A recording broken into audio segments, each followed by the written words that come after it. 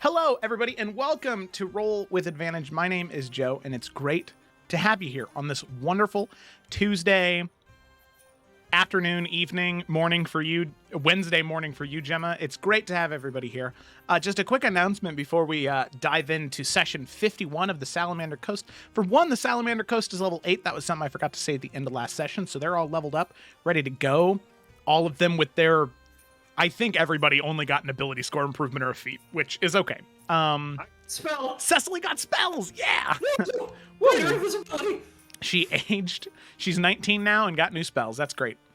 So yeah, we have that going on. And the only other thing that I wanted to say is Cameron, who plays Suni, right over there, he will not be here this session, this week as well.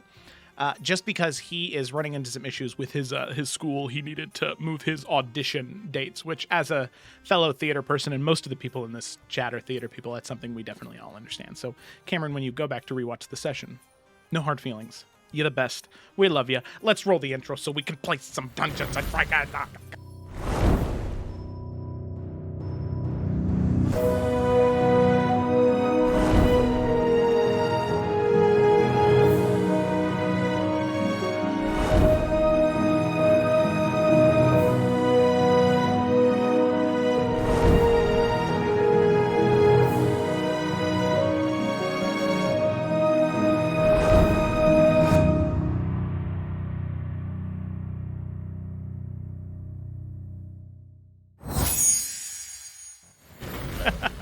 Hello, everybody. Yes, yep, yeah. See, because I made that art a couple weeks ago, and I thought that it was funny enough to include in the... I went through the extra effort to add that to the video, to re-export it, and granted, I had to change Cecily's art in the intro anyway, but I was like, while I'm here, when in Rome, add this very dumb art. That's how when in Rome. Oh god, I just noticed Cecily's mouth isn't moving. I have no mouth and I must scream. Yes, that is... Sadly, since it's new art, you don't have a mouth. Neither does Torin or Oven, so join the club. Part of the newbies. We're all screaming silently. Damn. Okay, all right. Well, on that note, let's go ahead and dive into today's session. So let's go ahead and pull everybody here for some good old splash screen. There we go. And let's go ahead and bring down the happy time campfire vibes with Carasilla. Let's get into something a little bit more... Ooh, wow. Got some spice in my throat. Let's move on to something here. Okay.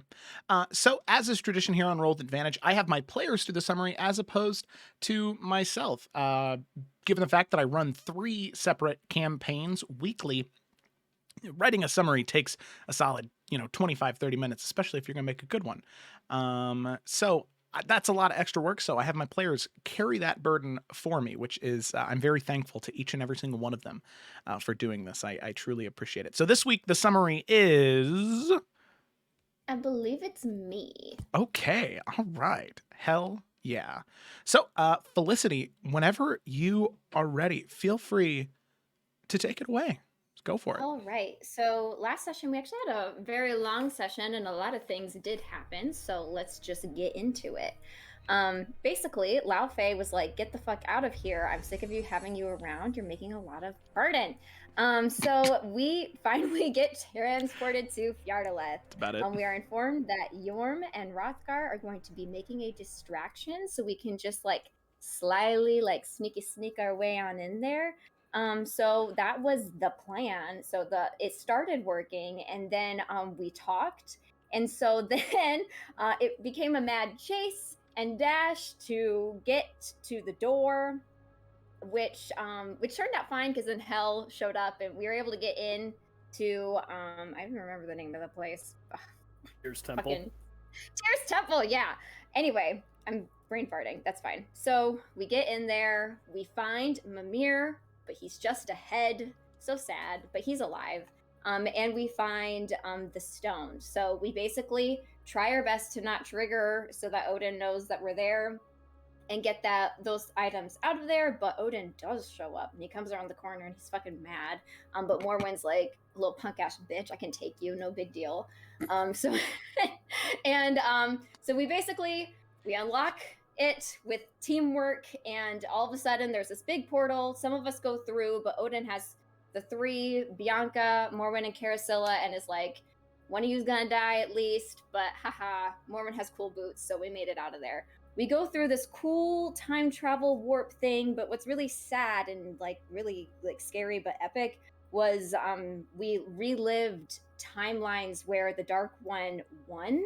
And it was horrifying, but also really surreal and awesome, and it was cool. So if you didn't see it, go watch it.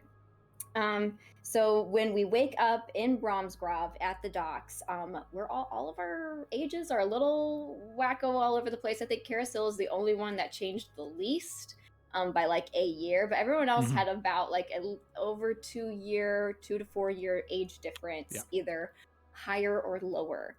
So we all are like, that's fucking strange as fuck, but that's fine.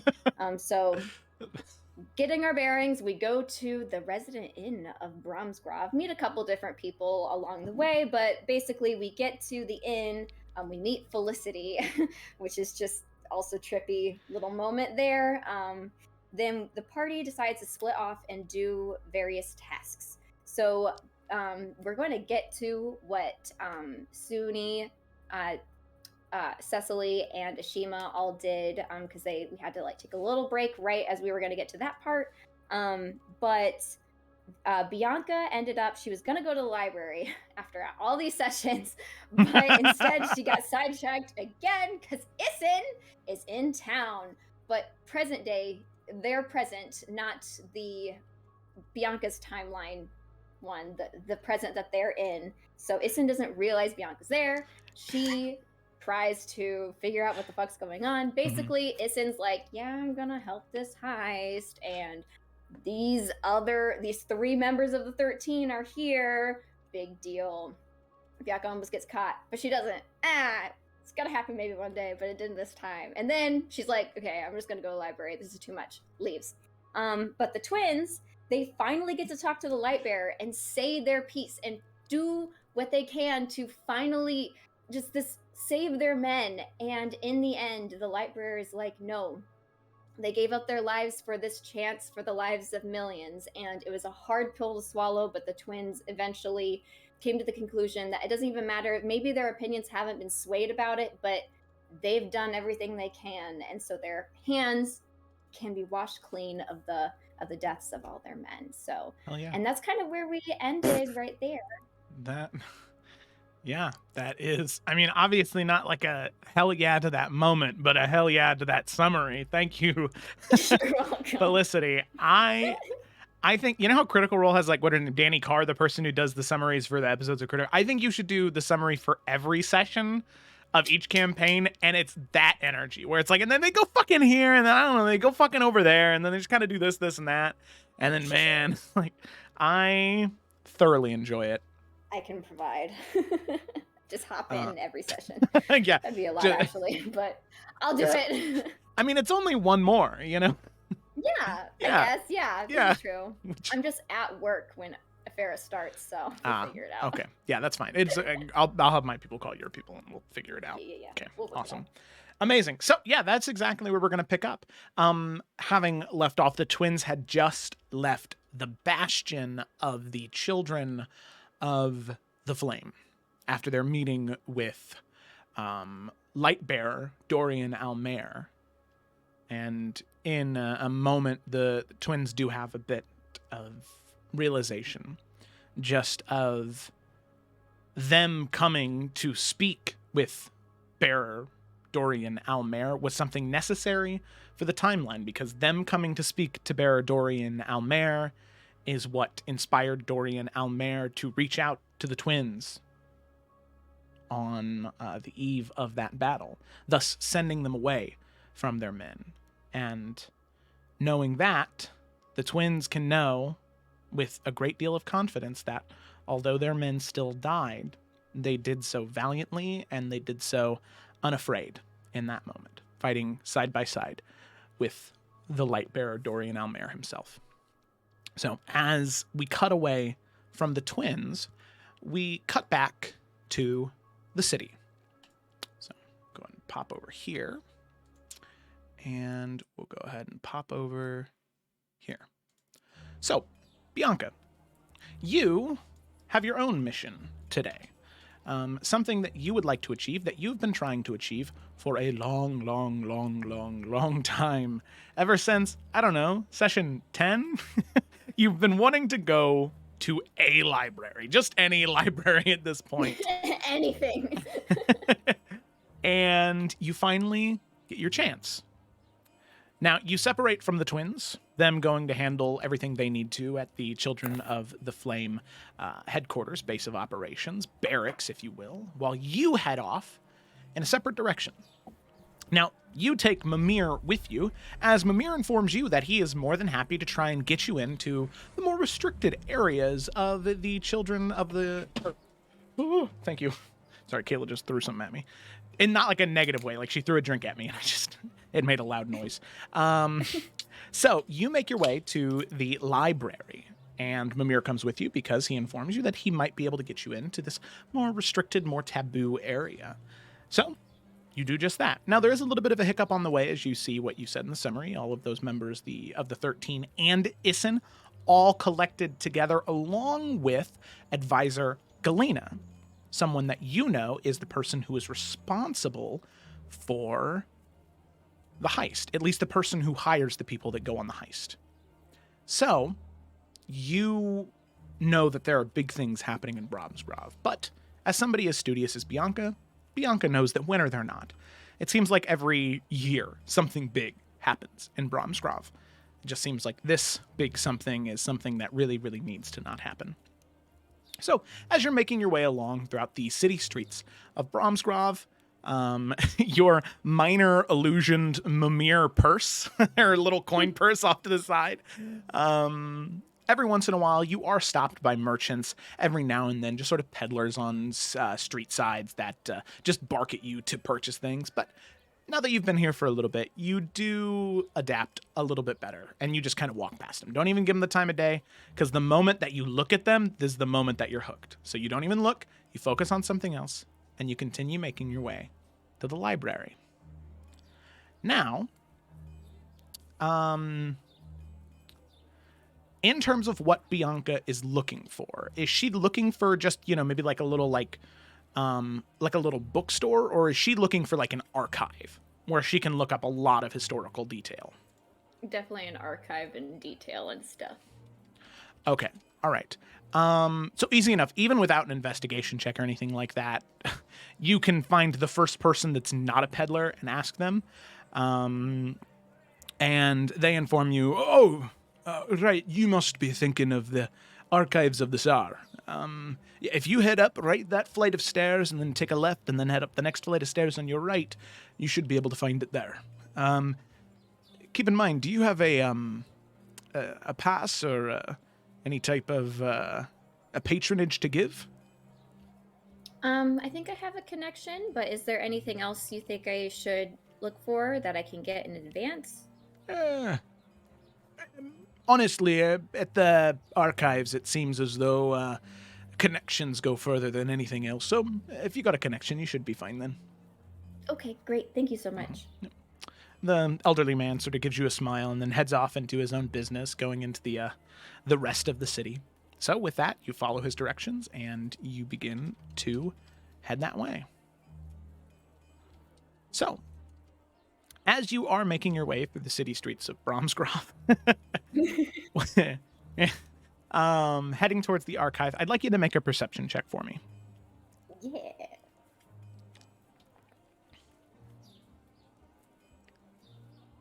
Me never having D&D Beyond pulled up before I start a session.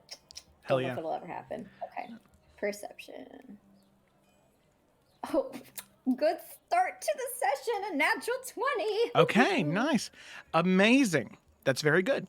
So, as you are making your way throughout the streets of Bromsgrove, with a natural 20, there is something odd that you notice. Obviously, in any big city, right, crime is going to be something that happens, right? This is not a utopian society. This is a society that has a lot of mud and guck within the sort of inner workings of that city. And sometimes these pickpockets and beggars and thieves, they can be easy to identify. But sometimes they blend into the crowd. In fact, for most thieves or beggars or pickpockets, that's what you want. But there's something odd that you notice, just sort of heading up that first flight of stairs and continuing down on this road before you get to the next flight that leads up to the archives. You can see that there are these, like, statues, like gargoyle statues, looks like, that are perched up on these stone buildings in broad daylight that are unmoving, unflinching. But there's something odd that catches your eye. You can see there's maybe 4 or 5 in the area. You haven't seen any other ones like this before. But for a brief moment, because of the natural 20, you think that you can see some of the little statues move. Maybe a little flick of a tail here or an adjusting on the perch there. But these statues, whether they be constructs or whether they be real living creatures, they're definitely not just stone. They have life to them. They seem to be watching the people as they pass, but they haven't noticed you in particular. It's just something you notice first. Interesting. Okay. So, unless you plan to be like, hey, statue, you arrive at the archive. Okay, all right. Just wanted to make sure. Yeah. Okay. So, as you make your way up to the gate, you can see that there are these 2 massive gates that are completely transparent. They are just sort of this golden metal railing surrounding these garden walls. And you can see these very fine, elaborate buildings of marble and opal behind these walls. And you can see several guards standing out front in an armor different than, say, the golden shields of the Children of the Flame. These are more scholarly robes, but you can see that they have what look to be blades in their hand. Well, not blades, they have hilts that have cross guards, but no blades. And there's 4 of them, each one holding it, standing in front of the gate. Like I said, scholarly robes, they don't look like warriors aside from the hilt, pommel, and like bladeless sword that they have. Just standing there. They're not like, if other people try and go into the library, they're not like name, card, they're not like screening people. You haven't seen anybody approach yet, but if you just hang back a little bit, you can see them. As people come up to get through the gates, they do approach them before they let them in. They ask them a few questions, and then seemingly everything goes according to plan. They let the person in and then shut the gate behind them. Okay, she's going to talk to herself, quote unquote, and say, Mimir, do I need you to help me get in here, or do you think I can get in right now? Let's see. So if I recall correctly, all you gotta do is give the right name, and should be fine. Do you think I could use Morwen or Carasilla? Oh, no offense to them, but not exactly their name you want to be throwing around. Not that they done anything wrong here, but I doubt a pit fighter like Morwen and a bard like Carasilla would probably get you in here. In fact, those in the archives have no great love for Children of the Flame. Let's see. There was a lass that I knew that worked here, Ariana. That's her name. So ask for Archivist Ariana, and hopefully that will get you what you need. If they ask about it, say that you'd like to speak with Archivist Ariana on behalf of Mimir. And hopefully that will get us in the archives and not thrown in prison. That's aggressive. Okay, yeah. And she will approach. Okay. Alrighty. So as you approach, you can see a collection of different races and genders in front of you.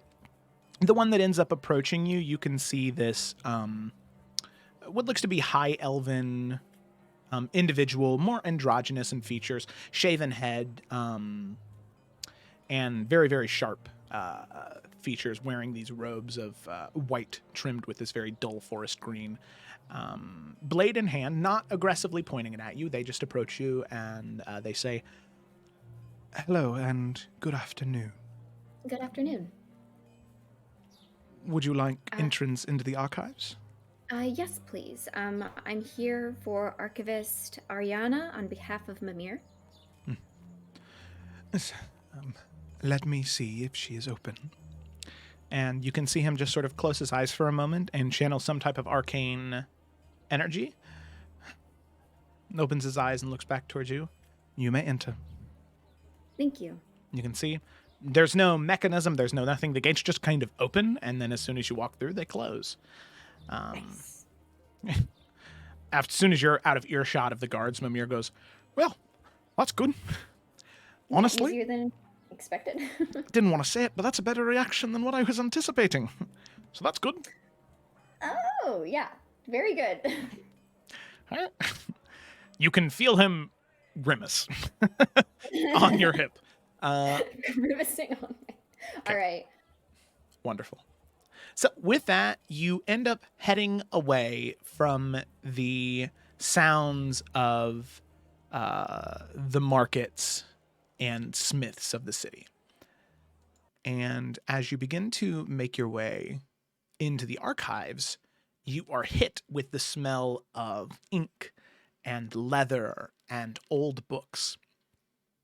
And this just subtle hint of maybe pine, some type of wood, just to sort of mask the whole thing.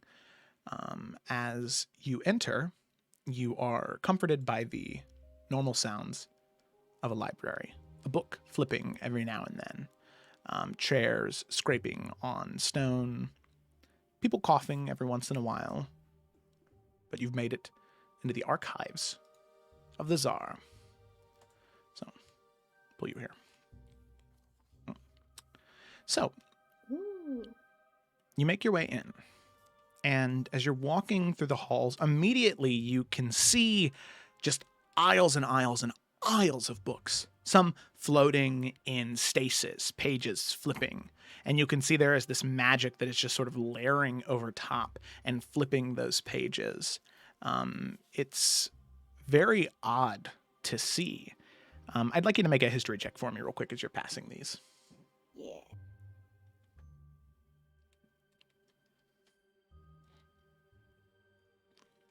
That's a 14. 14. Okay. I would say Bianca would have heard of these, but never seen them.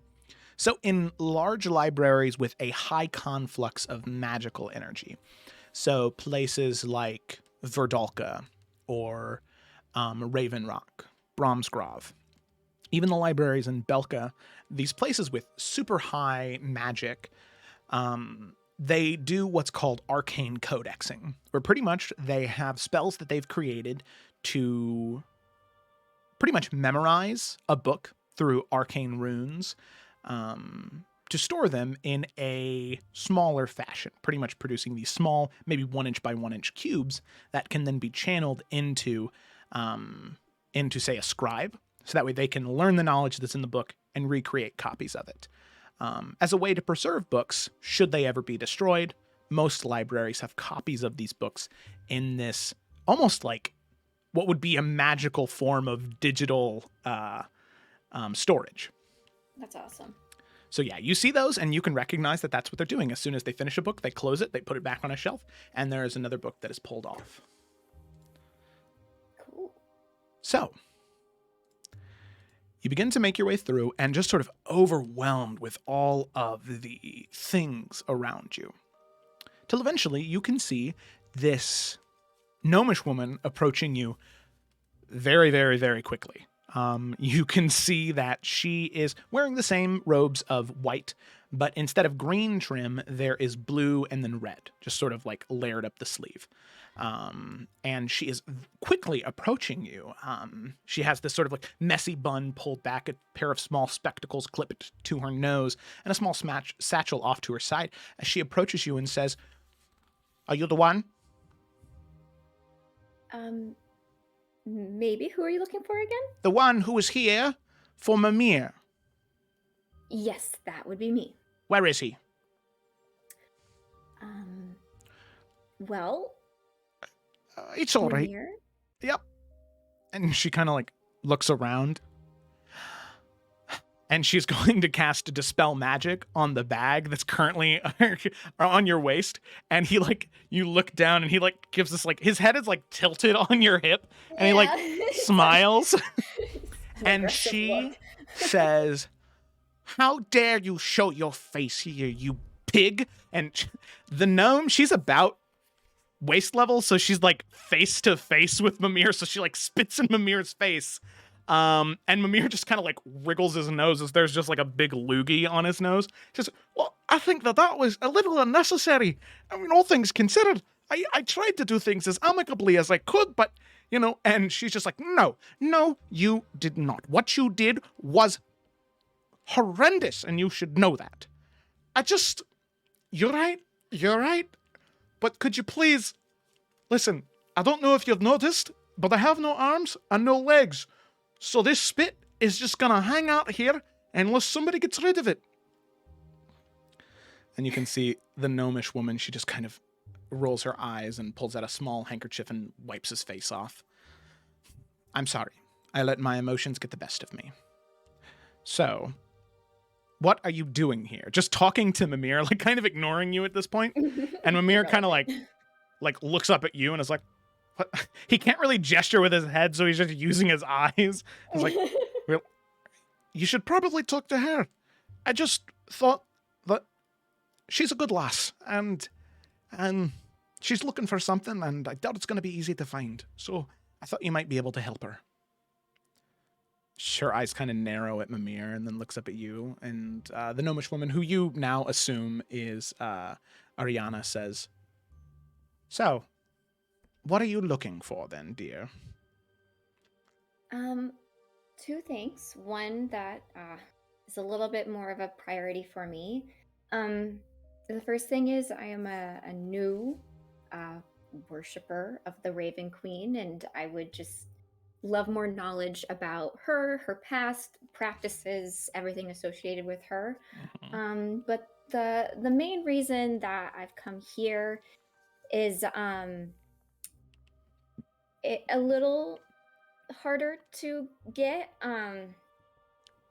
As you can tell, I am a tiefling, and my family is tied to a history with a demon devil, and I would like to know more.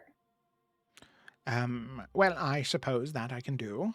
So, knowledge of the Raven Queen and any of the processes surrounding her. Knowledge on... where are you from, dear? I'm from Belka in Bella Clara.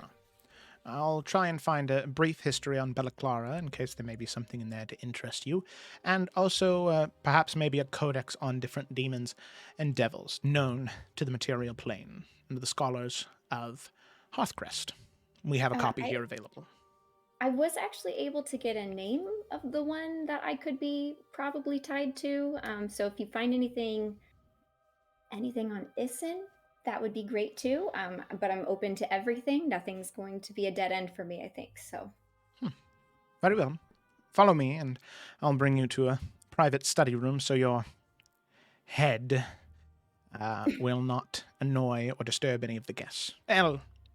More so intrigue any of the guests. They should be focusing on reading, not experimenting on a talking head. Right. Thank you. Follow me. And you can see, for as small as she is, very, very fast. In fact, Bianca really has to extend her strides to keep up. At this point, you kind of think that she's hovering because the dress kind of comes down and covers her feet entirely and doesn't move at all when she's moving. But you can hear these like hundreds of little footfalls, like tick, tick, tick, tick, tick, as it sounds like she's running, but she's moving at such a brisk pace, moving throughout the halls until eventually you round a couple of corners, head up a few flights of stairs, and there's a hallway that is full of doors. And she says, first door on the left right there, you can stay in there.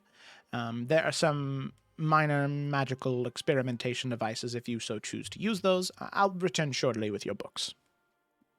Thank you. Thank you so much. That she nods. She heads away. So, as you enter, she's gone for maybe 10 or 15 minutes before eventually returning. Was there anything you wanted to investigate in here or talk to Mimir about? Otherwise, you can just sort of chill out. You said there were cool tools in there? Yeah, there's like little magical knickknacks in here. Like to mess around with those. You can see that there are certain little things that are there to sort of channel how powerful someone might be as a mage, where all you do is channel a little bit of magical energy into it, and depending on the color and brightness, it gives a way for mages that are training wizards, sorcerers, or warlocks, or I guess just wizards or sorcerers, or maybe clerics, or any of these people who need to study at least a little bit for their deity or what have you. They can easily identify where they're at in their power, and on top of that, what sort of flavor their magic is, whether it be natural, divine, or arcane. On top of that, there are some alchemy supplies in here, but it seems like these are mostly just for use with your own alchemical ingredients, not necessarily anything that is provided for you. Gotcha. Okay. And when she's done poking around those, she will ask Mimir, so what do you do to get on the naughty list? So, funny story, really. You see, like I said, back all the way in Yugoloths when we first got to know each other, I spent a lot of my time, in my younger days especially, adventuring, going around the world. I wanted to have a real good understanding of how things worked, so I went around place to place to place. And right before I went to Yugoloths, I took a stop in Bromsgrove. Well, I stopped, stayed a little longer than I thought I would, and, well, I've got the charm like no other. And, needless to say, there were, several individuals who found out of relations with several other individuals. Oh. And, none were quite too happy about it. I tried to do some things to make up for it, but apparently things that I thought were nice and fun, she did not. And, I think it's best we leave it at that. I think I got all the information I need. In my older age, I understand that wasn't the best choice, but as a young... Everyone's got a history. I'm looking up mine. See, there you go. Just don't ask for any books about Mimir, because you'll never be clean after you do. Good to know. See the head just sort of fall onto the table. Yeah, I'll just find a little what would hold, I guess, maybe a crystal ball ish thing and put him there. Take the crystal ball out, put him inside. Yeah. Oh, this is nice. I'm sure that's better than my hip. You ever heard of hermit crabs? That's kind of what I feel like right now. Okay. Yeah. Okay, all right. So, time passes. Eventually, she does return. Ariana does return. And she has what looks to be 4 or 5 books in a stack, some larger, some very, very old, where there's not even binding on the side, but there's just sort of chain links that go up the side of it to keep it there. Some even have small locks on them that she takes out one key and undoes it and says, now, I'm doing this as a favor to him, not that I should.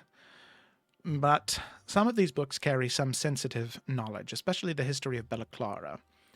You see, Clara has a knack for wanting to cover up their past and the things that they used to be and the things that they have done.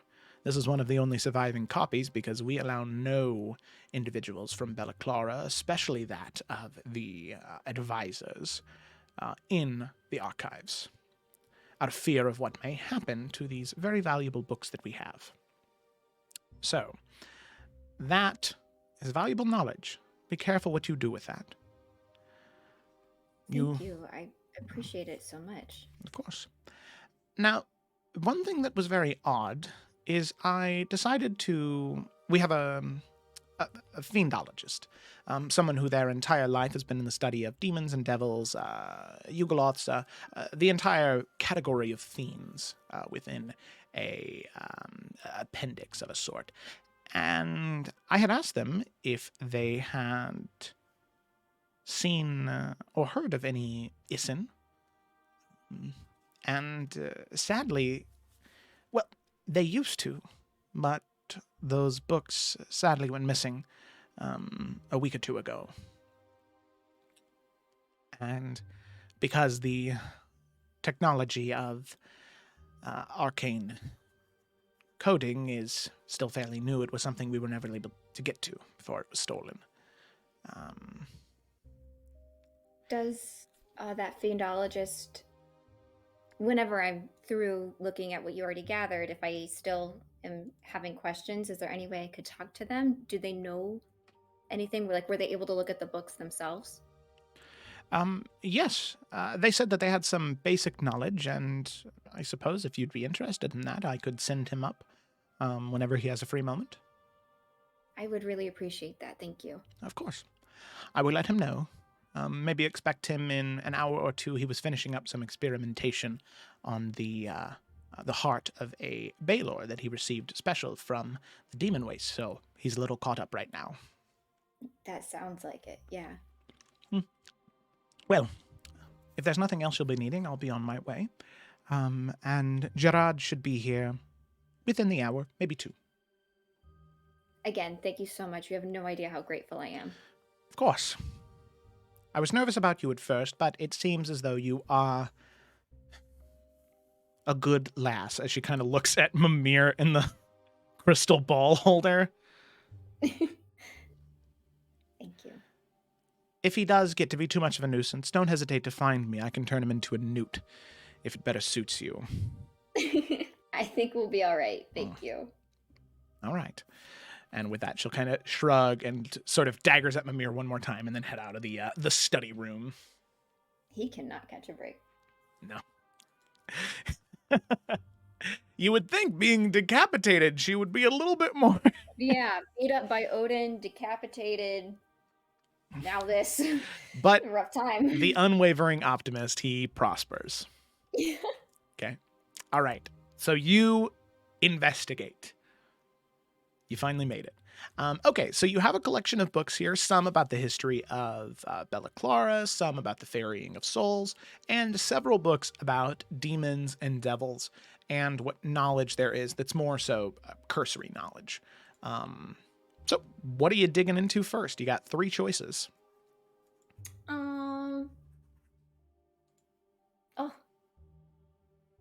Let's start with the Ferrying of Souls and then get into why we're here. Let's start with the lighter and then go deeper. Okay.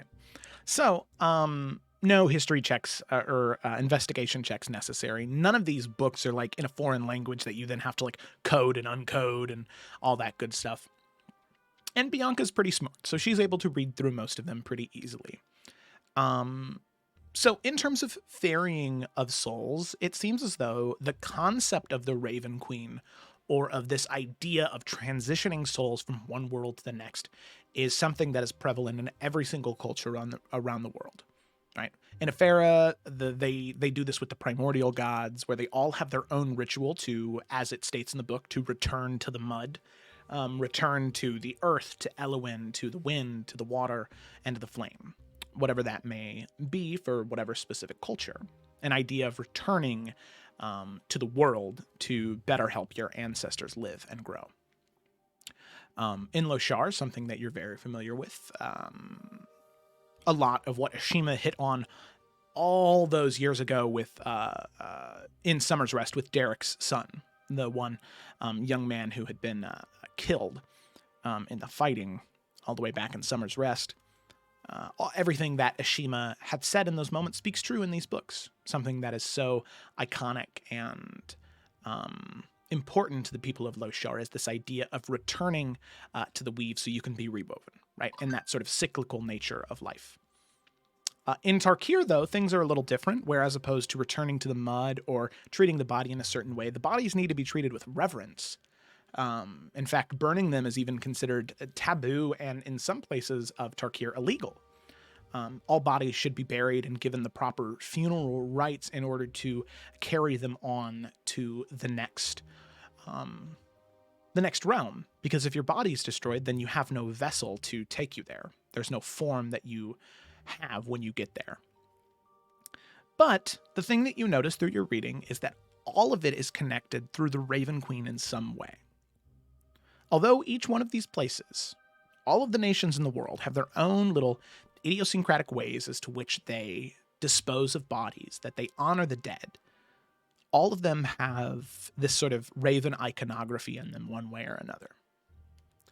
After any of these processes happen, whether it be the burning of a body, the burying, the returning to the mud, the any of those things that I had mentioned, there's always some type of blackbird, whether it be, most of the time it is a raven, but not always, just some bird in some shade of sort of dark navies or black. And it will always linger around where that procession happened.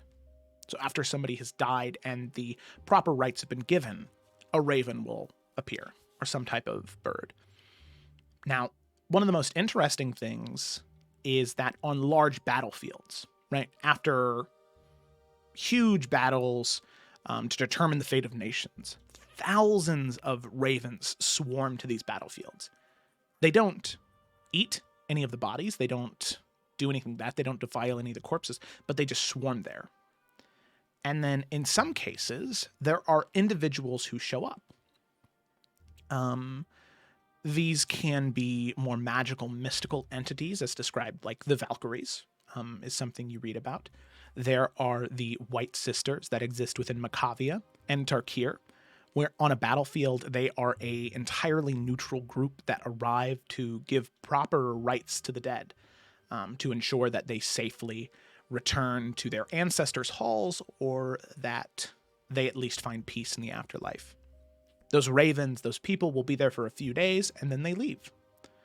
And then that's when the sort of carrion birds arrive and they start defiling the corpses. But at that point, their souls have been properly taken care of and properly transferred.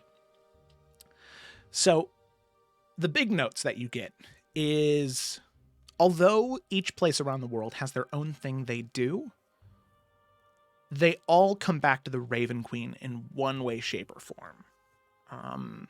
It seems as though she's always present when these things happen. And in some places of the world, the Raven Queen isn't synonymous with just death, but life as well. And that cycle of life and death and life and death. How every death leads to life eventually, and how every life eventually leads to death. So that is kind of what you get. There are lots of different ways to worship the Raven Queen or make those connections. But typically the best time to commune, as it says with the book, that most people have found is easiest to connect, is at dusk. So that transition from day to night. In that moment, either that or at midnight, sort of the darkest that night can get. It just depends for what reason you're communing with her. Midnight is if you are having fear of death and wish to have counsel, and dusk is if you have questions about life.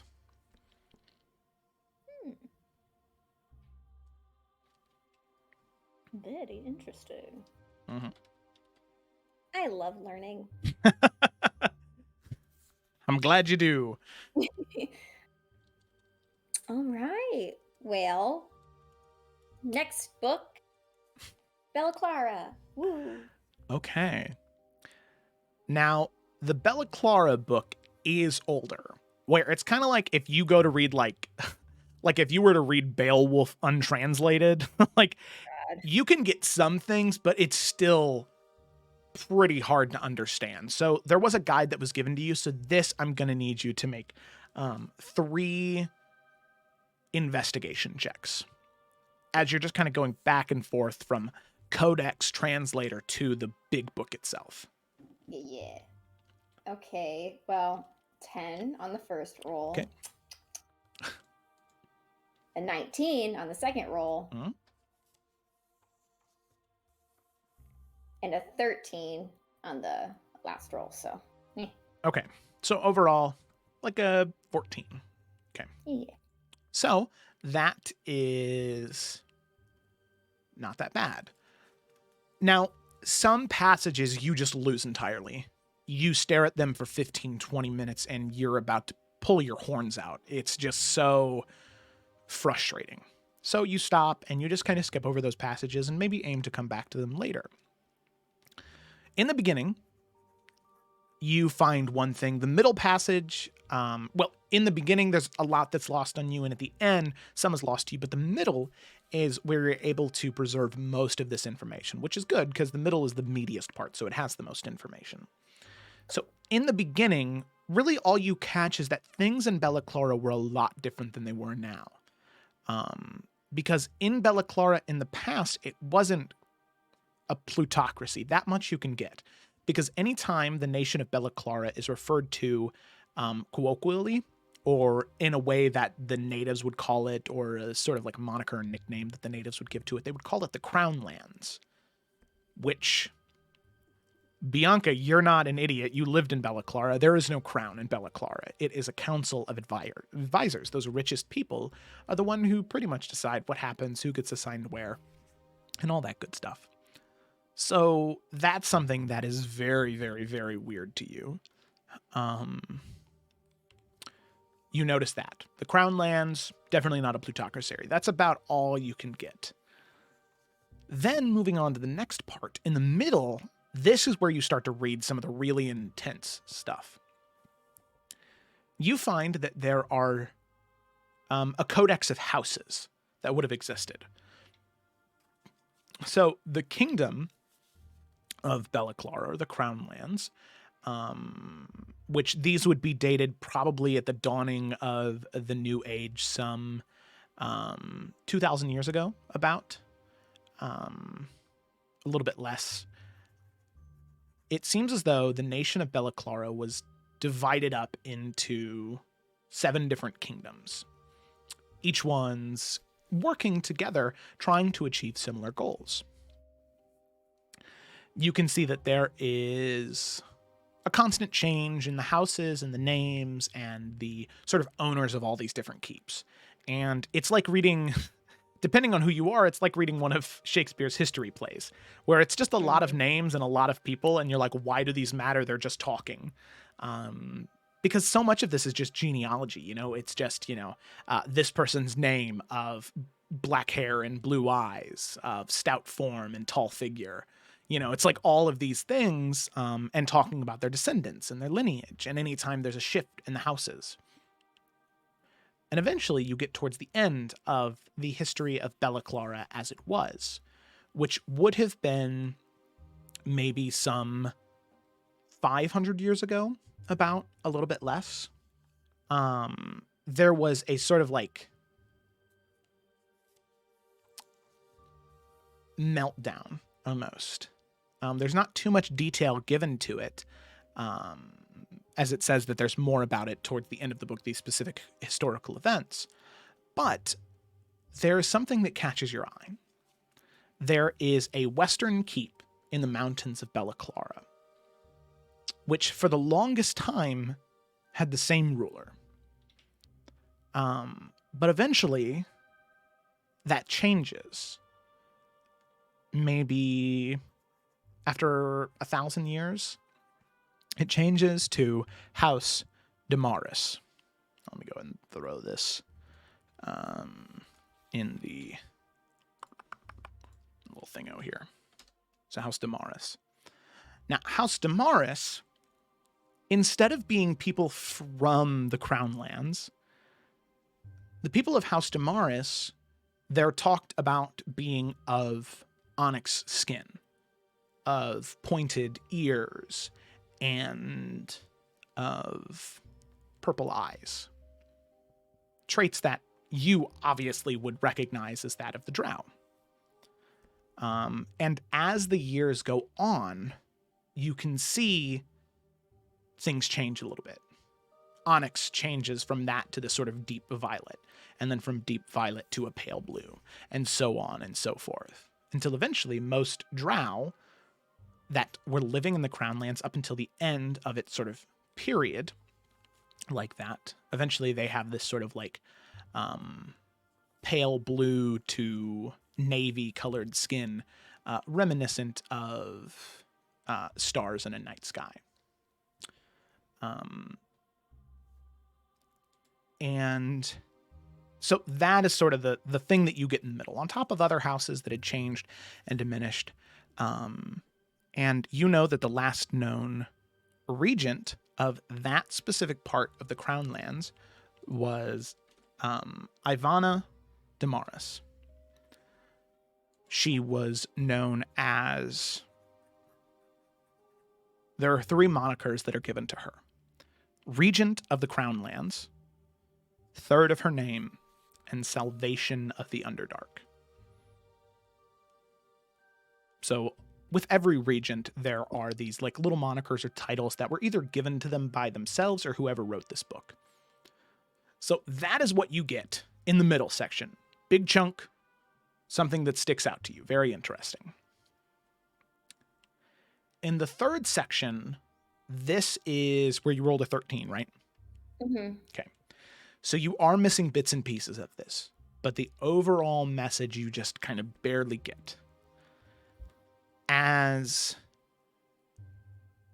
there were wealthy merchants living within the Crown Lands that wanted things to change.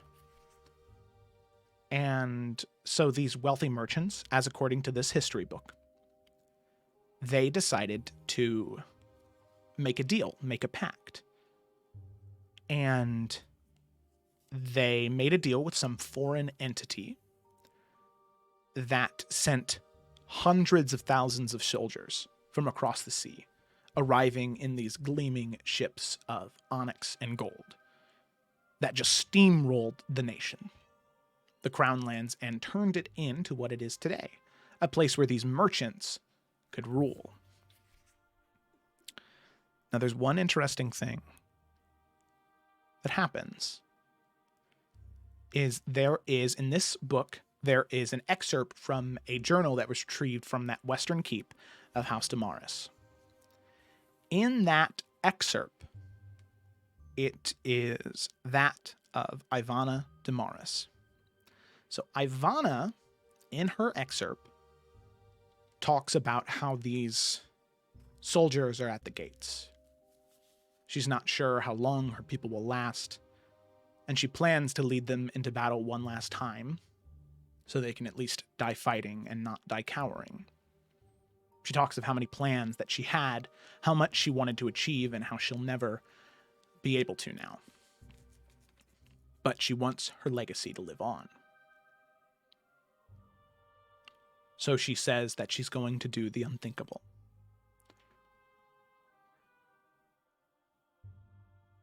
This Ivana Damaris, in her journal, makes a confession. That she plans to have a communion with some fiend, to make a deal or a pact of some kind, so her only son can escape and live.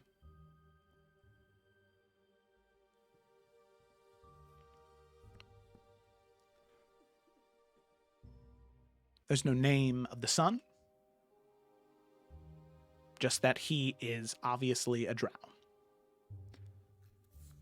She makes this deal, and that is the end of the history of the Crown Lands, and it is the end of House Damaris. Eventually, as you get to the end, You finish out the book, and there are a few final excerpts of other historical events that happen, seemingly made an addendum by somebody else, not the same historian, as the language gets a little bit easier to read as you get to the end. But at that point, you're not very interested in it, as you just sit there and wonder.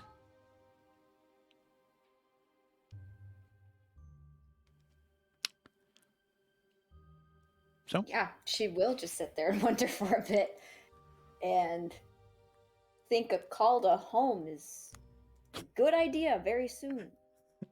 Quixote!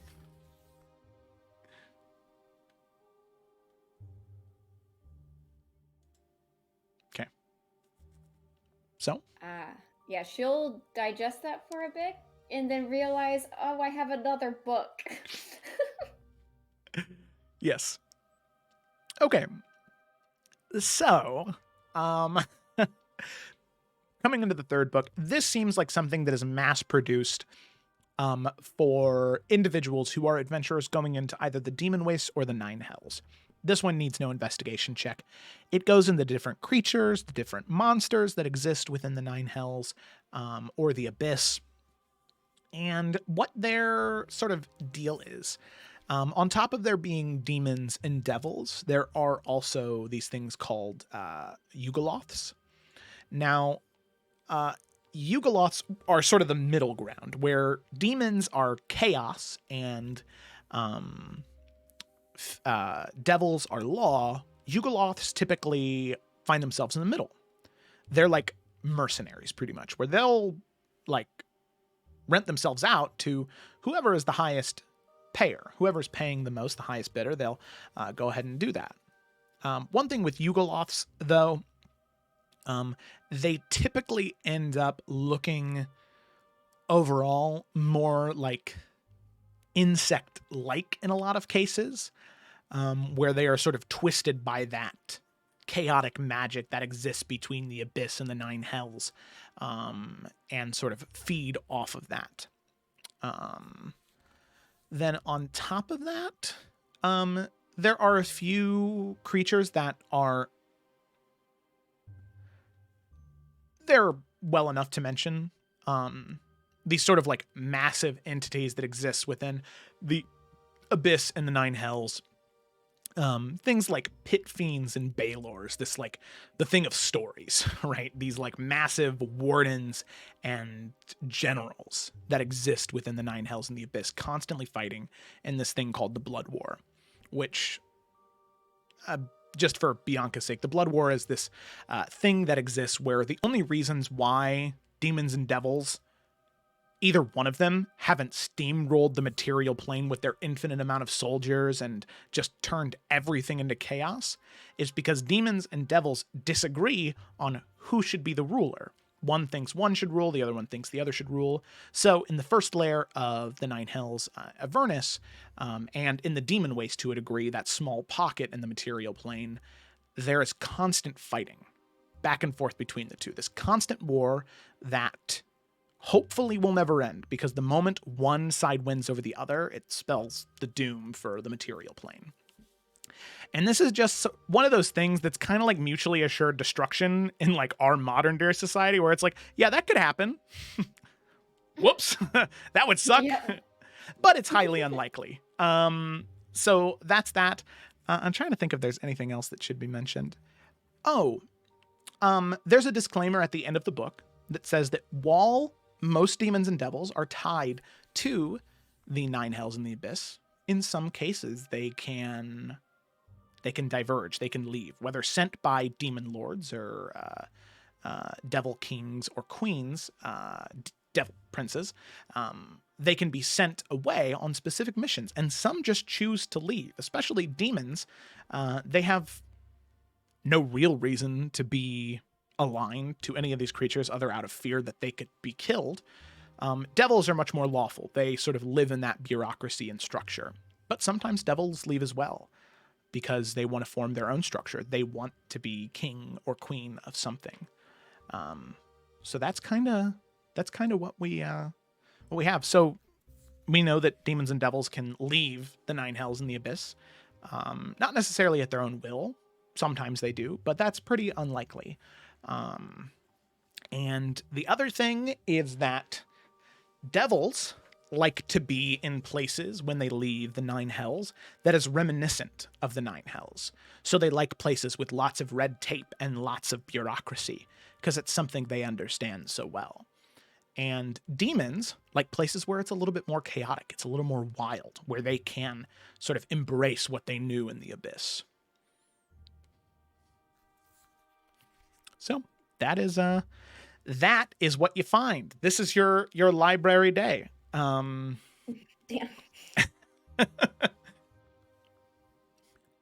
So is there anything else you're digging for, or are you just going to kind of wait for Gerard to arrive? Yeah, we'll wait for him. She's just gonna sit back and take everything in and wait patiently. Okay. Alrighty.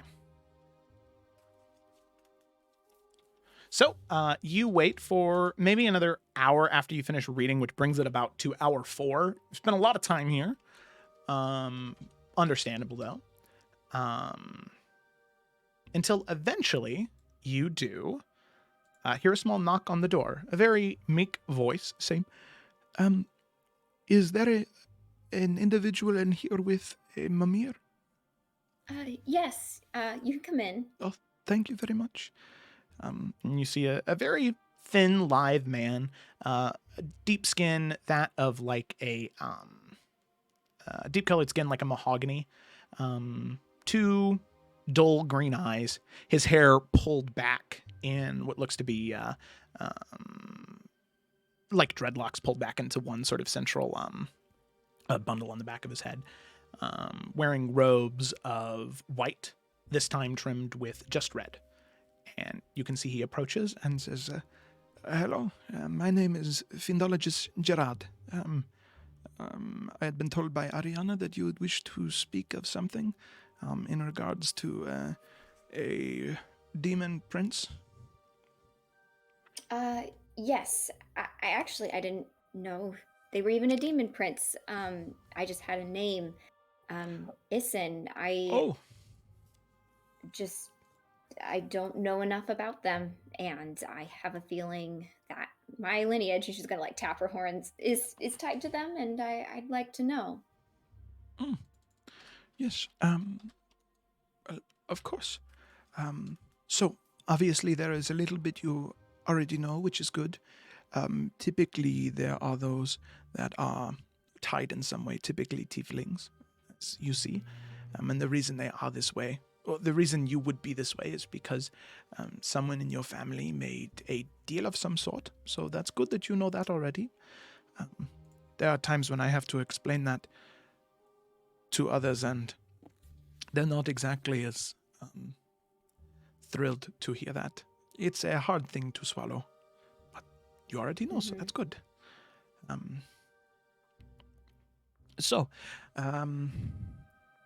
Isin, you'd like to know more about? Yeah, just I know that the books on him had suddenly disappeared last 2 weeks ago. If you had time to gather information about him, I would love just to know everything. I would love to give you this information as well. Honestly, it saddens me that they are no longer here. There was an individual who came through 2 weeks ago. We had their name down as a Rolius. They came through, they said they wanted to read all of the books we had on this Isin. A tiefling as well. I suppose another kindred spirit to you, someone who, sadly, parents made a deal with the wrong person. Or someone in their lineage did. Must have. Well, from what I can remember, and my memory is not perfect, so excuse me if I give you any wrong information. I'll try to keep it to what I know for sure. I recall, as I said before, Isin being a demon prince, someone who has some great charge within the abyss. If I am recalling correctly, and as I said, I'm sorry if I say the wrong thing. I believe that they had some charge over several of the first 100 layers of the Abyss. I believe 67 through 74, I think, where they had been amassing a force there to march towards Avernus to aid in the Blood War. That seemed to have been their main goal, but they had an odd way of doing things. They would do one or two things in the Abyss to appease the forces that be, the great generals of the Abyss, and then they would leave. They would go no one really knows where. There are some sightings of them in the material plane, but if they were speaking with individuals who have really no importance, I suppose. A farmer here, a farmer there, just saying that they saw a great demon matching Isen's description. So that, as well as a unique thing about Isen, the same thing that I told that Rolius individual, as far as me or any of my other fiendologists have been able to gather, most demons are very, very, very chaotic. They like to collect souls and then consume them all at once, thus leaving individuals like yourself, well, on the short end of a stick, so to speak. But Isen is different than other demons. They hoard these souls. They keep them. So it is possible for someone like yourself to, say, bargain with Isen. Give them something that they want for your soul back, for your humanity back. Now, how do you get a meeting with Isen? That I do not know. Most demons will only have people meet them in their, well, turf, so to speak. So that means you would have to march down to the Abyss. And I don't exactly recommend it. That's fair. Abyss is a very dangerous place. So, your soul is safe, at least as long as Isen is still maintaining what they have for the past, as long as we've known. But I'm afraid that's as far as my consistent and accurate knowledge goes. Most of the rest of it were in the books. Yeah. Well, thank you so much for retelling whatever you could remember. And if I run into that Rolius, I might have to ask her for if I can borrow them after her. So yes, she was saying she was staying in Bromsgrove for a while. So green tiefling, horns like a gazelle, and like red and gold clothing. They probably changed their clothes, but maybe you'll see them in the same outfit they wore when they came here. yeah, they sound kind of striking. So hopefully I'll see them somewhere. No, hopefully. Granted, Bromsgrove is a very big place, so I don't know. Yes. 4.9 million as of last year. Oh. Mm-hmm. Well, again, thank you so much. You were very helpful, more than you know. Oh, thank you very much. I very much appreciate that. Well, if you need anything else, I'd be more than happy to answer your questions or about fiends in general. So, in general, now don't get freaked out when I say this. Success rate on taking down a demon? And how would one maybe go about doing that? A demon like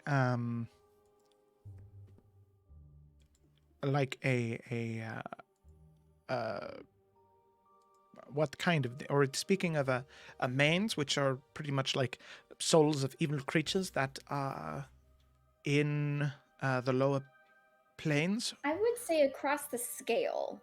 lowest to highest, all over the place. Well, if you're looking at something like, they are called Cacklers, very easy to kill. In fact, there have been times where Cacklers have escaped out of the abyss, and a mob of peasants were able to kill them. So that is good. There are other creatures that are a little bit stronger, so to speak. There are demons known as Rakshasas. Very, very deceitful and very hard to kill in many ways. You see, they have an ability to resist any and all magic up to a certain degree. Very difficult to kill and very evasive.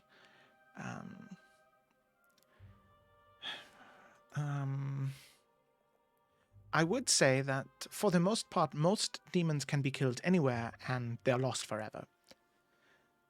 If you were to say go after this Isin, if you wanted to destroy them permanently, you would have to make sure that that is done in the abyss, near their home. Because if you kill Isin on the material plane, well, then their soul, their essence, their everything will be sent back down to the abyss. So the only way to guarantee the destruction of a demon, especially a demon prince, would be to destroy it in the abyss. Same goes for devil kings and devil rulers. That would make sense. All right. Well, thank you. Mm-hmm. Lots of good information. Lots of food for thought. Happy to help. And then this is probably not in your field, but I honestly kind of forgot about it till recently. But my traveling companions and I are looking into maybe finding a way of like longer form communication from a distance. Like we know sending, and we have used sending, for like family back home and things like that. But we would love if there was a like longer extent of like verbal communication to have. Are you familiar with any type of magic or any professional that would be able to help us out? Well, in a way, yes. There is a device, a magical device known as sending stones. Now, a small sending stone that can fit in your pocket, it does the same thing that the spell sending does, but only once a day. Which, if you're trying to communicate back and forth with somebody limitlessly, then it doesn't do very much good. But there is something we have here to communicate with the College of Hearthcrest. It is not small, it is not carryable. It takes up an entire room. Pretty much a stone, so to speak, that can be spoken into, and a voice will come out, and it is unlimited talking, back and forth and back and forth and back and forth. So, one of these can be made by a skilled enough enchanter. They're not too expensive, they're just time-consuming. If anything, you just have to find a large enough stone and then have them transcribe the runes into it. But it's stationary. The only other thing that I can think of that would provide consistent communication is using teleportation circles, which is still a limited resource, but would allow you to teleport quickly back and forth to them, something that's also used between us and the College of Hearthcrest. Okay. All right. Yeah. Thank you. This has been so helpful, and I can't wait to let my companions know. Well, good. Very glad that I could be of assistance. Thank you. Yeah. And who knows? Maybe I'll have more questions and run into you again. So I hope to. Oh, and my name is Bianca Dusong. If I didn't get to really introduce myself, so. Bianca Dusong. Well, Fiendologist Gerard. Oh, I already said that. But it was great to It's meet you. okay. Great to meet you. Great to meet you as well. Well, suppose there are studies to return to. Well, if there's nothing else, have a good rest of your day, Bianca Dusong. You as well. Okay. Well, with that, you would make your way out unless there is anything else, and then head back to the just back to the Severed Toes Inn.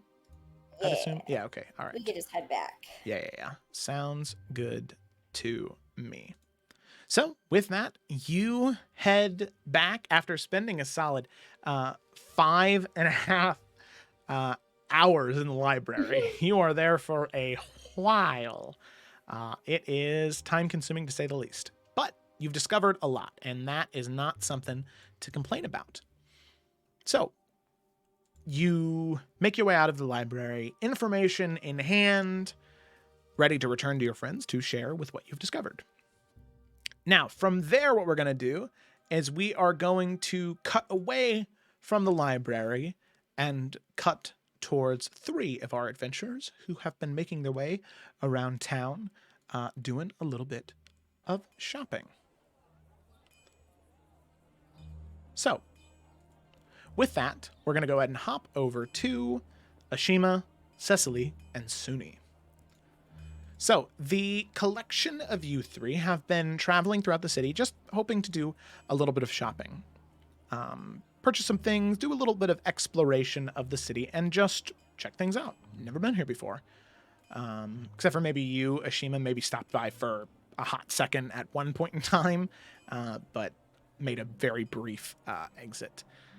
So, Ashima, there's something odd that happens as you're walking with Cecily and Suni, walking along, smiling, taking in everything around you.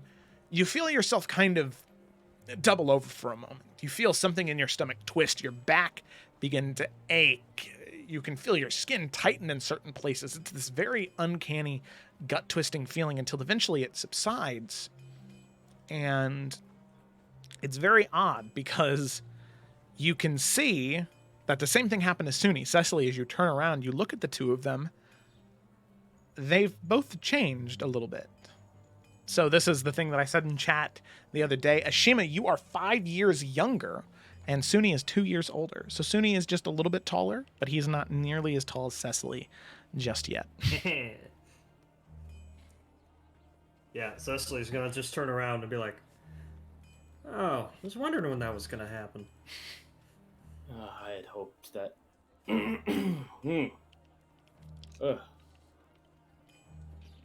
Yeah? You doing all right there? I'm not sure. I feel better, though I'm not sure if that's cathartic or an effect. You know, it's really interesting seeing everybody go through this for the first time. You know, this being my second and all. Ah, yes. Yeah, I don't know. I think I'm handling it pretty well, Cecily. Super mature now. What the fuck? Suni, go back. What do you mean this is how I talk now? I'm older. I'm more mature. I think not. Cecily's gonna go up and just like kick him in the shin and see if he Ow! goes back to normal. Ow! Ah, God, you dick! Ugh. Yes. That was perhaps not the best solution, but thank you for your honesty. Can you take away her stone, like her first one? Because that seemed pretty violent to me. I don't think she deserves that first stone anymore. I correct wrongs in the fourth one. That is correct. Well, Yeah. I'm going to start keeping a journal of all the times you've wronged me, because I don't know if you're getting that fourth stone. I don't know if that's happening. That is actually wise. See? Yeah! This is why we love Ashima. Hell yeah! And you see Suni pull out an imaginary journal and begin writing things down because he can't actually read or write. So, so he's just like scribbling in air. Just drawing pictures of Cecily harming him. Yep. Okay. Well, so we're headed to this. This is Mark. We're headed to this bakery first, right? Yeah. I think Yeah. That's the move. And Cecily has been entrusted with 100 gold pieces. So she, being a former picker of pockets, is just going to be keeping a very watchful eye on people as they're going through town. Yeah. Go ahead and make a perception check. Okay. I'll say with advantage because you know what to look for in pickpockets. Absolutely. Perception. 17. Nice. Okay. 17 is very good. So there are a few times as you're walking through the city streets, you notice people walking towards you, and you can tell that they're going to try and pickpocket you, Suni, or Ashima. But you're very easily able to just kind of give them that look, you know, and they fuck off. That is easy enough. So you manage to avoid even without intimidation. Now, one thing that's really nice that you've noticed so far is that in Bromsgrove, especially in these portions of the city, you can see that things are so easygoing, you know? I mean, there's a lot of people. There's a lot of people. A lot of these roads and thoroughfares, aside from when carts come through, kind of looks a lot like a sidewalk in New York, where it's just like shoulder to shoulder packed as you're just walking back and forth.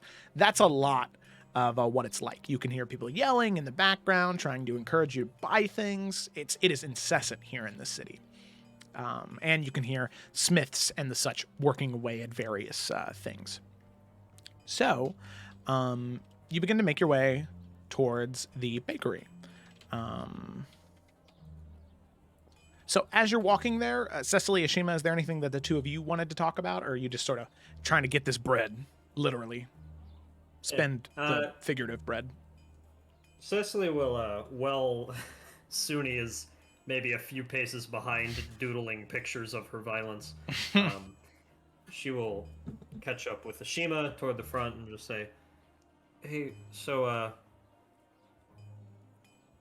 now that I actually have a minute, I want to ask, this, rock, stone, seemed really important, but do I actually need to do anything with this?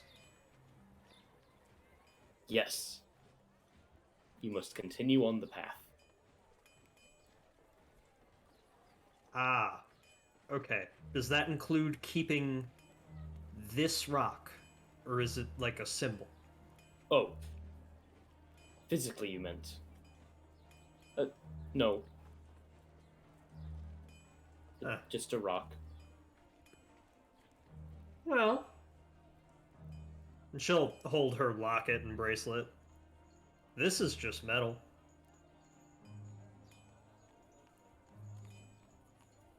Exactly. It's the meaning you give the rock. Well, it's about the most meaningful fucking rock I've ever had. And she'll just tuck it in a dress pocket somewhere. Because this dress has pockets, right? I mean, that's my fantasy. Oh, for sure. Yeah. It's got like 9. But she'll tuck it somewhere.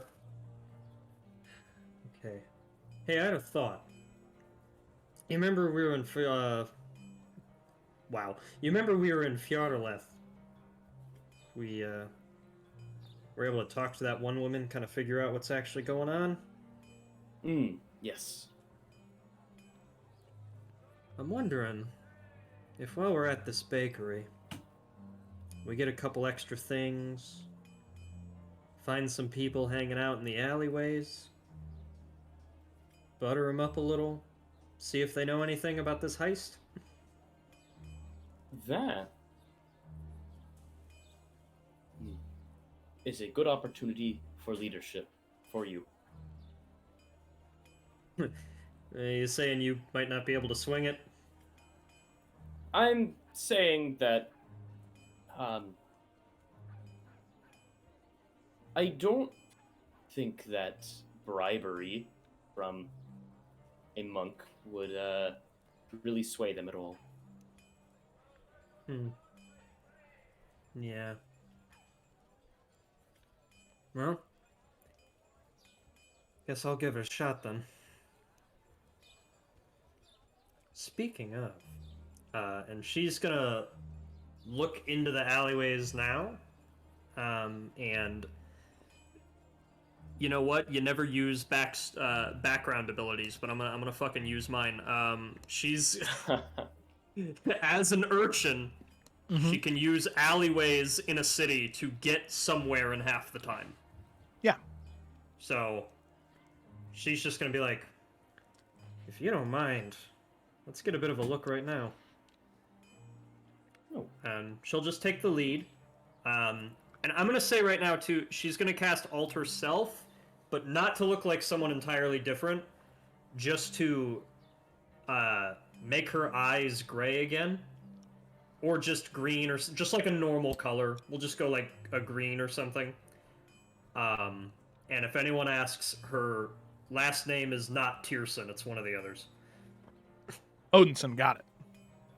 Not that either. that was never... Okay, that's different. No, I get you. We'll go with Sylvarin, if anyone asks. Okay. By the way, if we need to stay at a temple, I got us. Just for using our background abilities. Nice. And by that, I mean I have me. We have the Hidden Valley. I feel like that's but another one? Another one. Another Yeah. one. Hell yeah. Man. Just session 51, everyone flex their background abilities. Yes. Exactly that. But yeah, so she'll do that mild alter self thing and make her eyes green and probably cover up the circlet as well, just because it's a bit of a tell. It is, yeah, a little bit of a something, yeah. Yeah, she probably all the jewelry, honestly, just so that, because it's all kind of nice. She wants to look like she's on the same level as everyone else. So Totally, yeah. Okay. So yeah. Okay, sounds good. So you use your background feature to navigate the city streets of Bromsgrove, specifically the alleyways. It does allow you to get to this bakery that you're headed for sooner, but as you're moving through the alleyways, one thing that you notice is like when it was just out of your peripheral vision, you felt like you saw beggars in the alleyways all the time, you know? That you would just sort of look over and there'd be, you know, maybe 4 or 5 of them. But the moment that you started heading through, it was like, you know, they all scattered. You just don't see almost any now. Now, this is an important question. Is it just you, or is Ashima and Suni also with you? I mean, she's leading them. Yeah, I was gonna say we wouldn't just chill. Leave her alone. Yeah. Okay. Yeah. Have fun. Be safe. Speak of, and then she just leaves. Yeah. But no, I think she'll clock that and say, well, no offense, you two, but maybe we stay a block apart for a little bit, see if that changes anything. I think they can sense us. Saying there's something wrong with my armor, huh? For this, yeah. But you're saying you like my armor any other time?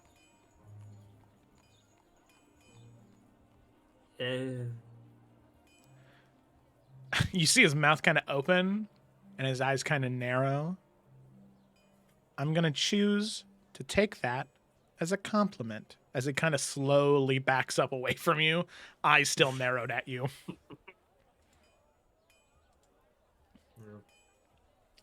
Cecily will stride ahead a little bit and say, if something goes really wrong, I will teleport back. And she's gonna alter self to just go the extra mile and mucky up her dress a little bit too. Yeah. High above the mucky muck. Yeah, just Castle put a made hole of in her clouds. boots or whatever. Yeah, sure. Big toe sticking out. James Wonderful. Yeah. Sitting oh so proudly. That's it. This is now a Tenacious D concert. Everybody Oh leave. God, we're gonna do the whole album. Everyone run, please. I need to sleep. Okay. So, Cecily, you begin to make your way on your own. Now, I'd like you to make a... This isn't necessarily performance, because this is something that you've been before, so I'd say just like a persuasion check. Persuasion, just Sure. generally out there. Okay. Oh, I'm getting a little too royal. You have the mucky muck, but there is a certain way that beggars walk. That is this just sort of like the world is sort of, for a lot of them, the world is like crushing them. And Cecily, while there's a lot of pressure, she's found more confidence in herself and she doesn't look nearly as abandoned. So that sort of like shattered soul of most of these beggars that you would find here in especially a city as big as Bromsgrove, right? Where there is going to be that wealth gap and sort of the people living in poverty, it's going to be really rough for them because of how much discrepancy there is. But with a 10, as you're walking along, you can see that there's one person left in the alleyway. A man, his skin is tanned slightly, sort of ratty black hair, ratty clothes, patches on his pants, mucky, muddy boots, a scarf of green, and his hair sort of pulled back in a very loose, low ponytail.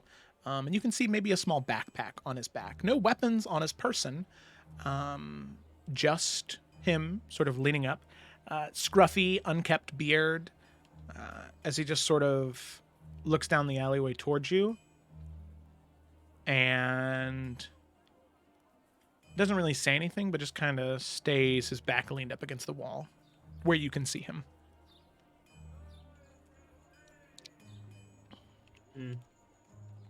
She'll approach a little bit, not looking his way, and sit kind of across from him. Okay. To be on a more neutral level.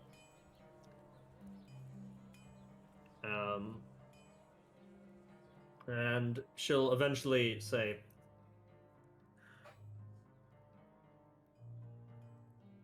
Have you been hearing anything about this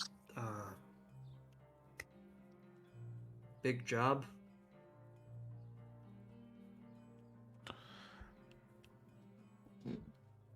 His eyes kind of narrow at you. There are lots of big jobs in Bromsgrove. You might want to be a little more specific. Robbery here, robbery there. What are you speaking of? I've been picking pockets for a while. I'm not really proud of it. It's just what I have to do. And I heard something about and she'll to add to the deception, she'll like look around to see if anyone's listening. Yeah, make a perception check. Well, yeah, we'll actually look as well. Might as well. Yeah, With them eyes. Oof. It was just a quick cursory glance just to add to the illusion. Yeah. But she'll glance around and say something about some sort of heist of an egg. Look, I don't know what it is at all. I just think I'm trying to see if anyone knows anything. If I could talk to somebody, if I could get my hands in there, I feel like that's the kind of thing that I could pull off, and it would be the last time I ever need to do this. How much do you know? I mean, that's about it. People mention here and there. I don't even know if it's true. It's kind of a last-ditch hope for me. So he kind of like kneels down, so he's kind of like crouched up against the wall. So he's about eye level with you. And he says, Do yourself a favor. Don't ask about that. I've had a lot of good friends get locked away or even worse for asking about that. It's dangerous to bring that up to a stranger. Oh. Just bringing it up? A lot of people in this city, they care a lot about an egg. A lot of people want to see it kept safe. A lot of people want to see it away from the Tsar. Do yourself a favor. Stay out of it.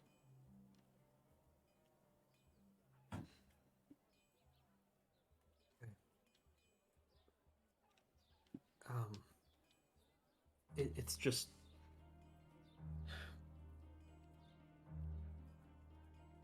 Do you even know what's so special about it?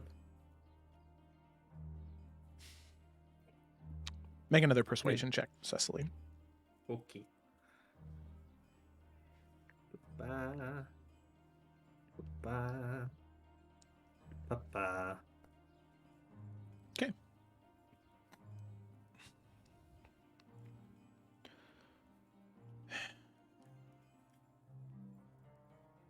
If rumor is right, which made it my job to listen to rumors, and a lot of them say the same thing. The egg is special because it's not just any egg, but a dragon egg.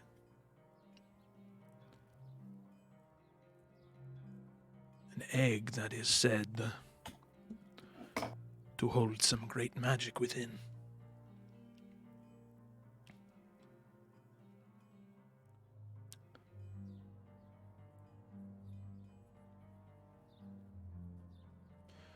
By the way, I never caught your name. Oh. I usually go by Aravel. Aravel. Nice to meet you, Aravel. My name's Londor. And I'll reach his hand out to shake yours across the alleyway. She'll hesitantly shake it back. Yeah. This, by the way, is Londor. Share with all. Oh my. He is a mucky muck kind of guy. Mm.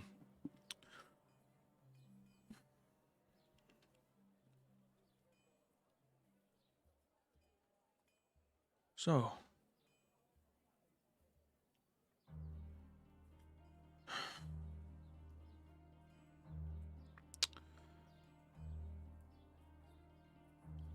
you say you want to do one last job so you never have to do any of this ever again?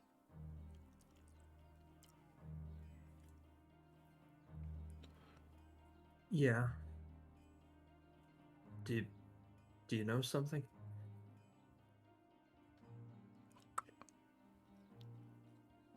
And he kind of looks down an alleyway, looks down another one. Don't have enough time to talk right now, but come find me. Tonight, tomorrow night, at the Little Pine Lanes markets. Ask for Londor. They'll get you to where you need to go.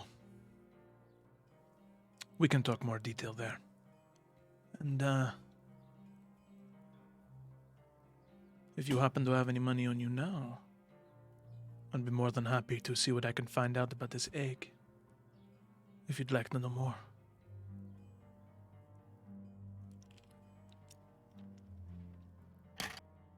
I still need to eat this week, so what's your price?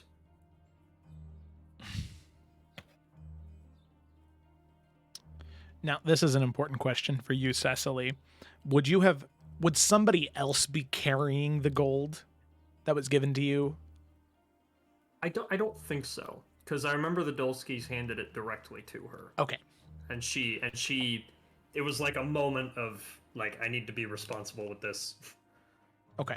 So his eyes are going to narrow again, and he's going to say, So are you planning on eating like a king tonight? I heard those coins clinking together. yeah, it's I am separated from some people, and It's all right. I'm trying to The save price up is for a 10 trip gold. home. Oh. Okay. Simple enough, right? And still, maybe not eat like a king tonight, but at least a duke. That's the dream. Hmm. So, 10, and then I meet you tomorrow, and you tell me whatever you found out about the egg, and maybe who wants it. I'll see what I can find. You have a deal, Londor? She'll go ahead and hand off 10 GP. all right. He'll take it, nod. He takes one of them, bites into him, nods. It's good gold.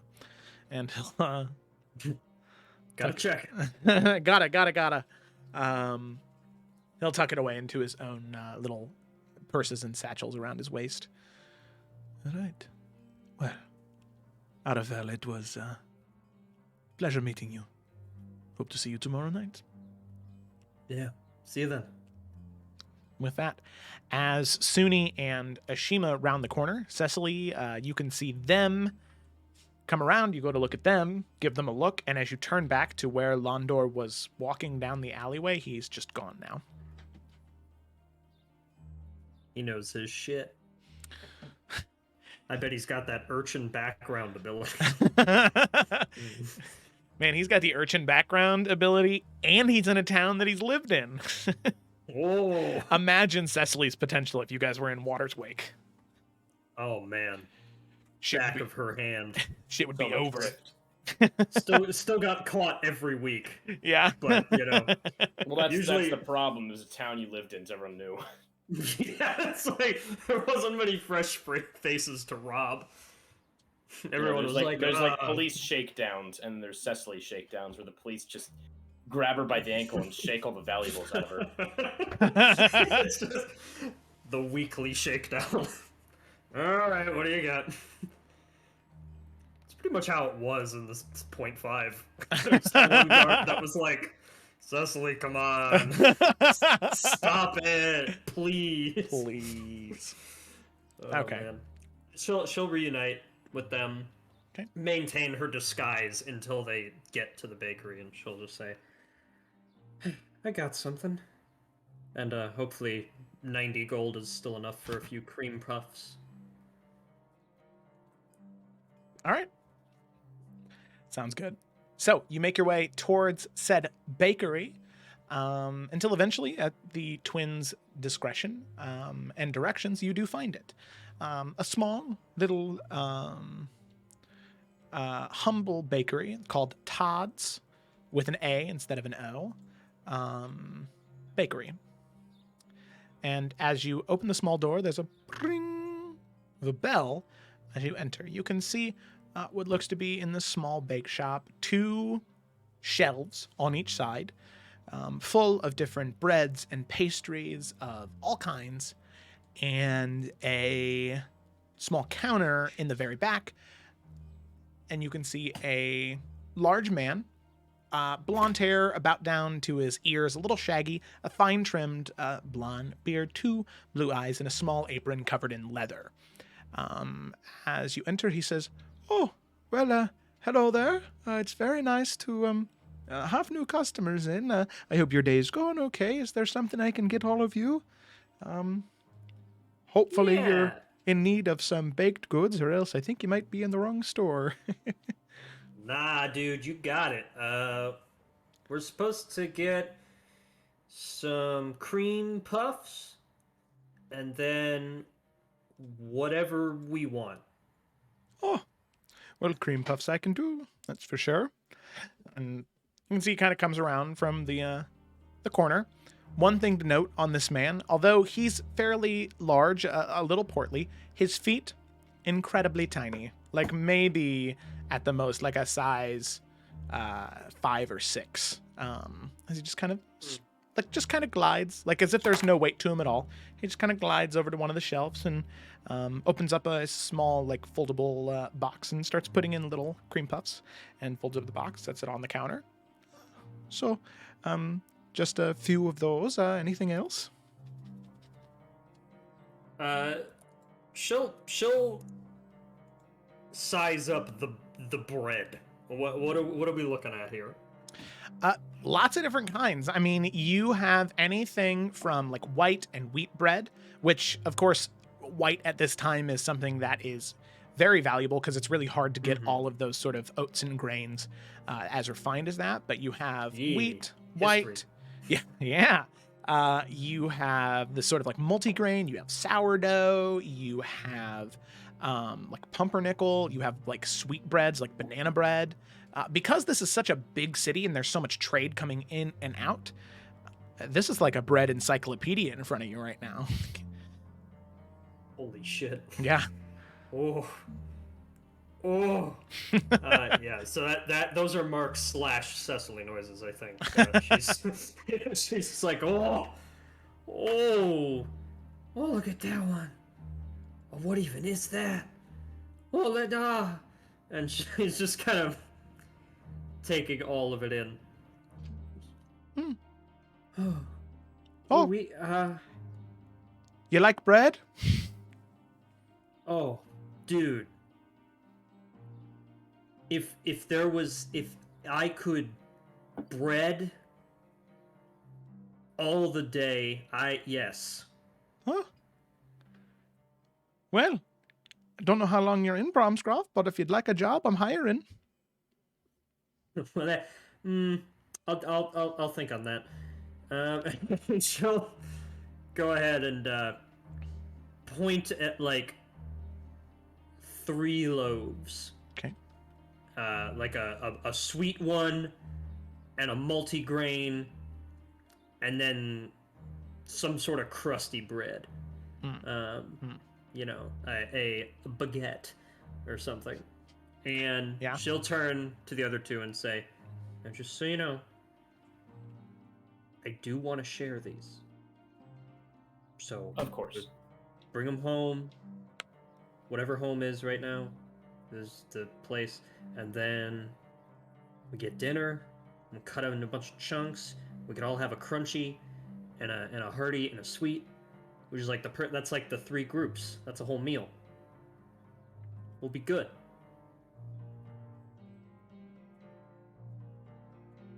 I think I'd be rather thirsty afterwards. Yeah.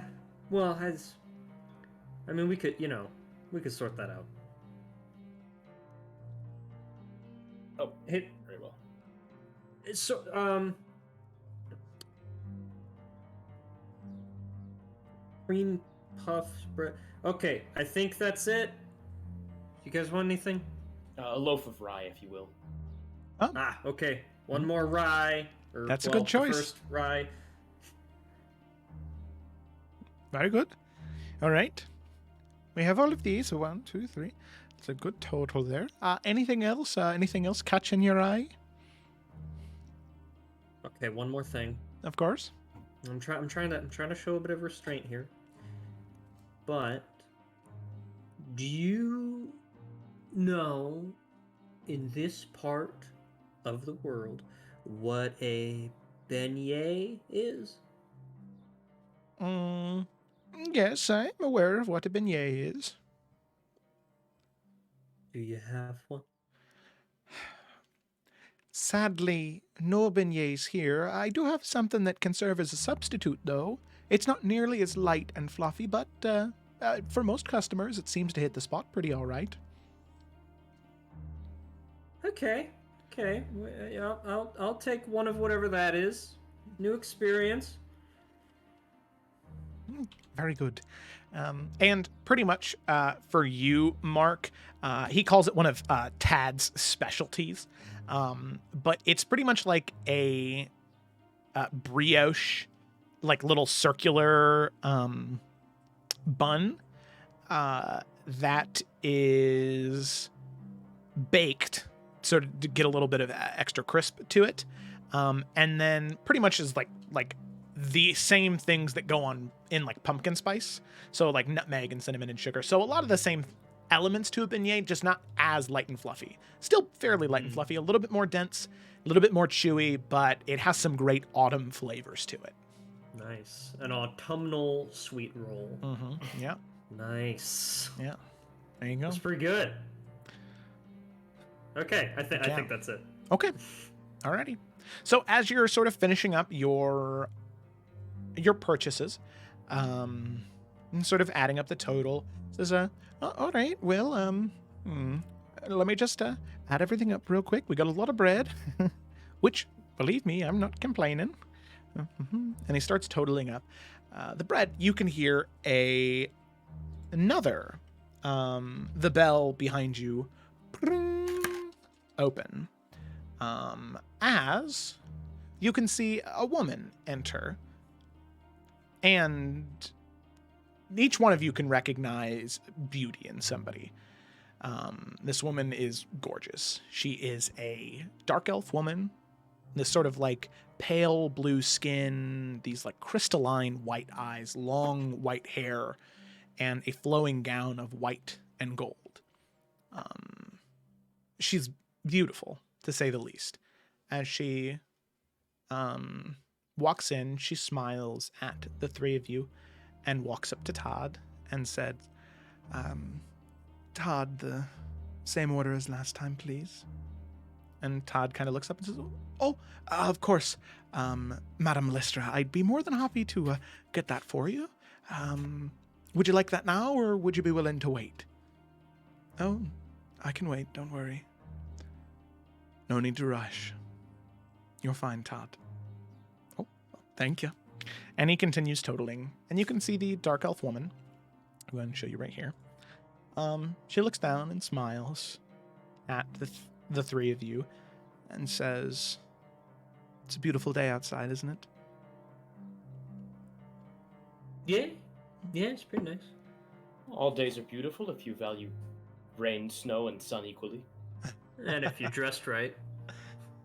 It's very true. Very true. Oh, I don't know. I've always been a fan of those days with just a light breeze, a little chill. It's the best days for me. oh. She kind of looks down at the counter with all of the bread. Splurging a little bit today? We got friends. Nothing more important in dark times than breaking bread with friends, right?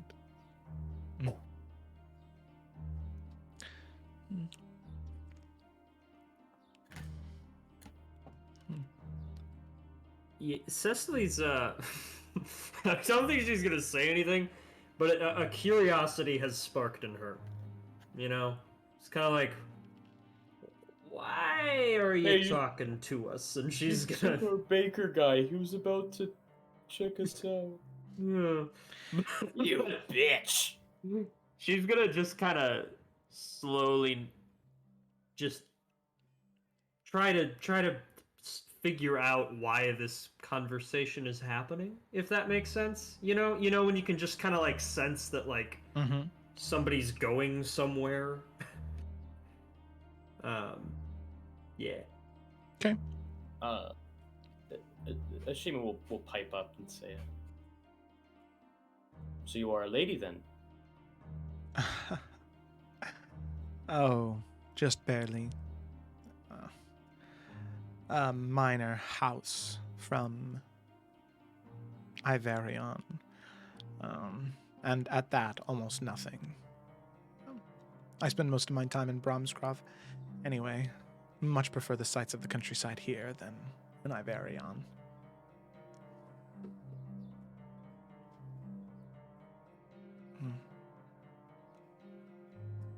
Indeed, much more peaceful there.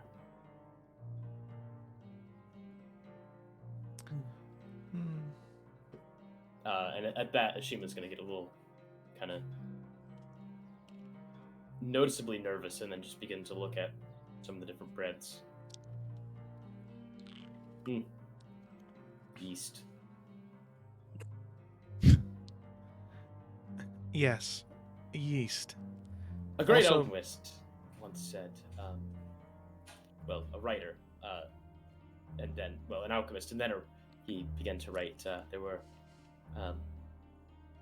2 bits of yeast discussing the meaning of life and drowning in their own excrement, suffocating in it, never really knowing that they were making bread rise. That's very interesting.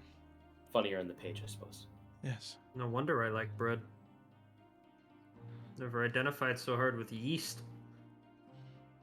You can see her brow kind of furrow at that, and then turn away from the group of you. Eventually, you can see Todd sort of finish up and say, all right, well then, for the total of all the bread you're getting here, looks like you're going to be up to a lofty 1 gold and 5 silver pieces. Oh. Well, do you take tips? Oh, of course. Yeah, she'll just drop 2 gold on the counter then and Oh. say, yeah, just keep that. Thank you very much. And I'll pick up the 2 coins, kind of click, click, clink them together, and then tuck them away. All right. We good to go? And she'll try to do the thing with her eyes where she's like, you know the subtle like, oh god, danger eyes. She'll Yes, try to do that to both I of them. believe if we have any more, Cecily will buy the bakery, and obviously we cannot afford that, so good day. Yep.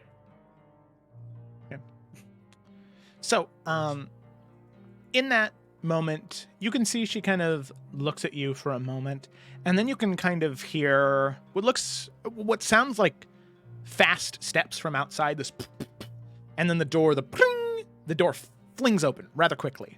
And you can see a man wearing a very fine doublet and trousers, high boots, his hair sort of combed back neatly, but his beard quite a bit scruffier than the rest of him. 2 golden eyes in his head. You can see him sort of narrow his eyes at the dark elf woman and say, What are you doing here? and she looks at him with a smile and says, can I not go where I please in the city? I'm a free woman, after all. You don't have a leash on me. I can go where I want. She kind of looks down to the 3 of you as eventually Todd comes back with her small box of whatever baked item she was getting and says, excuse my ex-husband. He forgets his place. You don't have a right to know where I am. I can do what I want, where I want. Don't you have things that you should be taking care of right now anyway? Busy schedule, advisor to the Tsar. And her eyebrows just kind of shoot up a little bit as the man kind of and looks down at the three of you.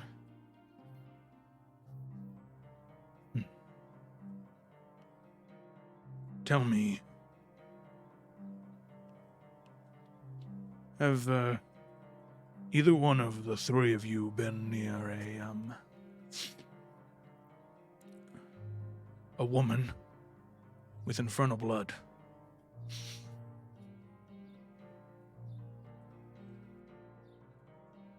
Presumably, it's a large city. Yeah. I don't know. Might have brushed past one or two. Forgive What if me, I I had was. infernal blood? Forgive me, I was born with a very receptive sense of smell. Smells like that only transfer over extended periods of time. You see, there's an outlaw in the city who is wanted, apparently. Try and do my duty. Forgive me if I've overstepped. Just trying to keep our citizens safe. But, Madam You see him kind of think for a moment. Melistra, I'll allow you on your way. Forgive me. The three of you, just stay out of trouble. And if you see one of infernal blood participating in illegal activities, make sure to refer them to the nearest guard. I would do that if they were an elephant.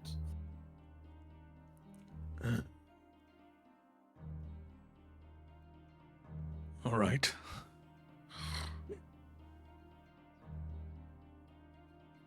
His eyes kind of narrow at you, Ashima.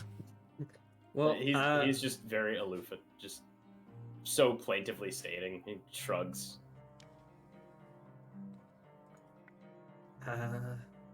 Okay. This was real cool. I'm gonna take my bread now. We should go. Yes, our bread. Yeah. Cecily's gonna try to shuffle out as blasé as she can. Yep. And the man sort of standing near the door, Madam Melistra, walks past, right behind the three of you as well, basket in hand, and just scoffs walking past him. And we'll head in a different direction as the three of you begin to head back towards probably the Severed Toes Inn. And you continue marching on your way. But that is the last of interaction you hear between those two.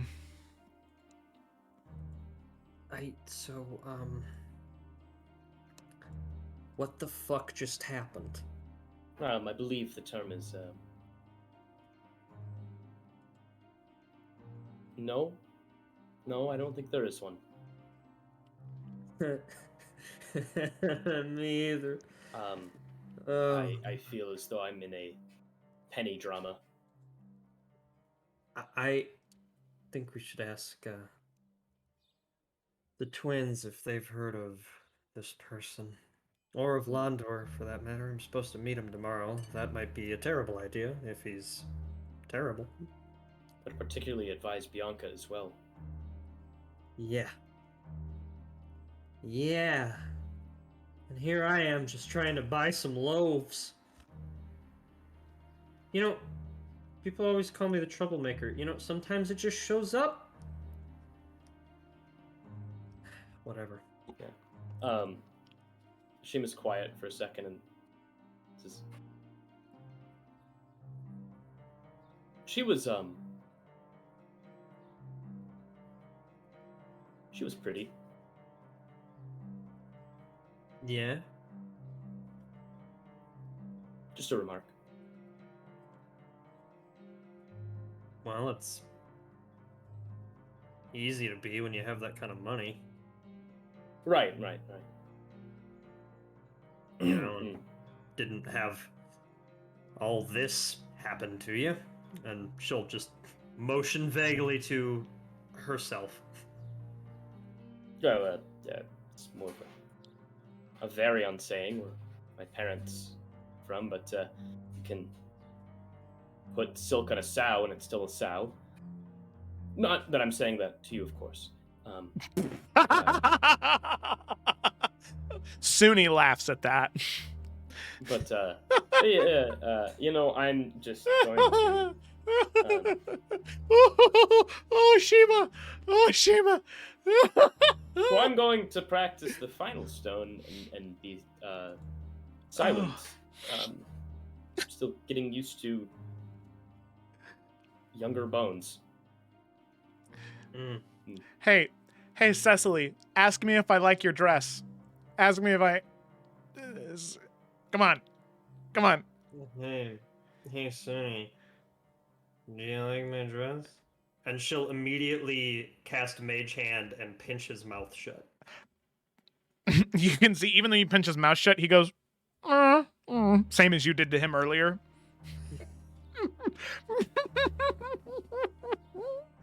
She'll with the Mage Hand just be like shaking his muzzle. Just like... Okay. Let's go. Mm-hmm.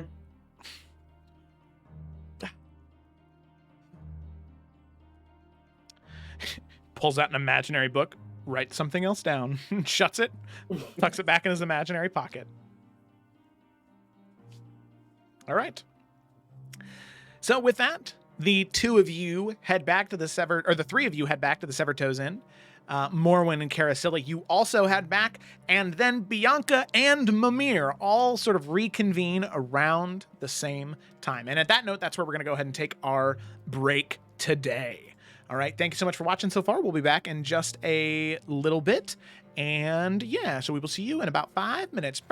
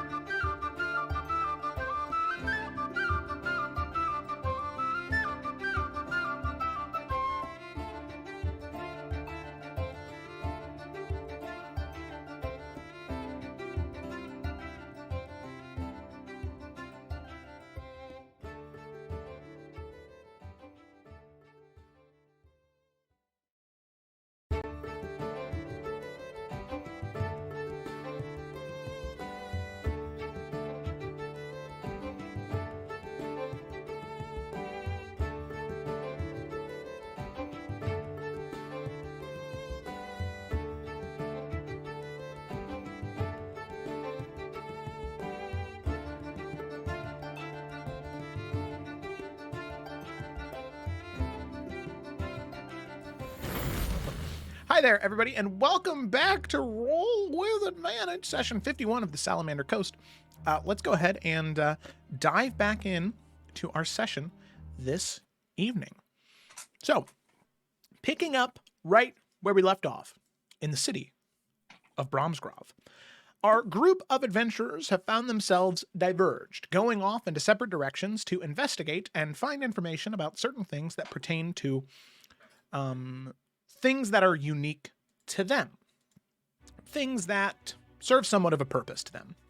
So Bianca going to the library to study about the history of Bella Clara, her demon lineage, and then finally on fiends, demons, and devils in general, collecting a lot of information and raising several questions that she's going to phone home to investigate very soon. On top of that, Cecily, Ashima, and Suni traveled far off the beaten path, had some talks with a strange beggar man by the name of Andor, sorry, that was me remembering the other half of the name from Dark Souls 1, Londor. Londor, and speaking with Londor, this man who told Cecily that he would gather some information, but all she needed to do was come back to a place known as the Little Pine Lane Markets in order to find him again tomorrow night, saying he'd collect that information, be back with her if she decided to come and find out what he found. On top of that, the three of them went to a bakery. Trip to the bakery was harmless for the most part, until towards the end, there was a woman who came in, a dark elf, very beautiful, wearing a gown of white and gold, Madame Melistra. Very kind to the party, just trying to make small talk, just talk passively with them while she was waiting on her order, waiting for theirs to be done.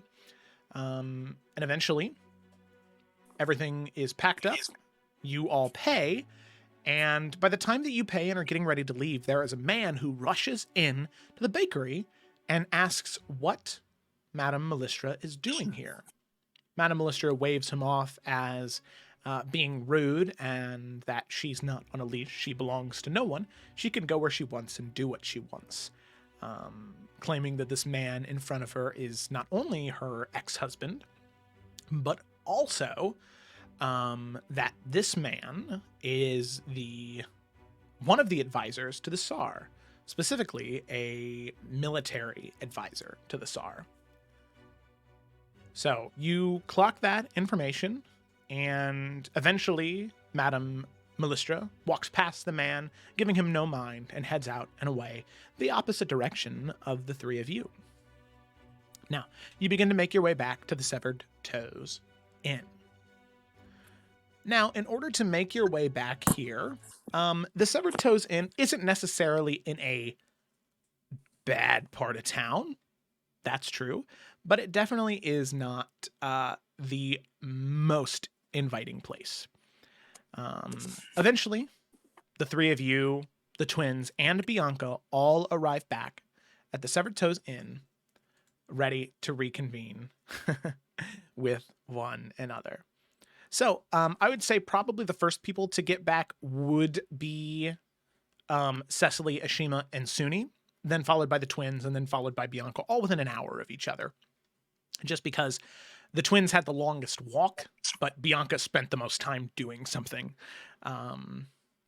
So, with that, in order to have this conversation, did all of you want to sort of sit in the common room? It is midday. So it'd be pretty easy, or you could go up to your room. Either works. As all of you enter into the Severed Toes Inn, large common room, multi-story tavern, and inn, it's up to you how you'd like and where you'd like to have this conversation. Just so you know, there's really nobody here at this current moment. There's maybe a few patrons here and there, but this common room is big enough where you could be on the opposite end and nobody would hear you.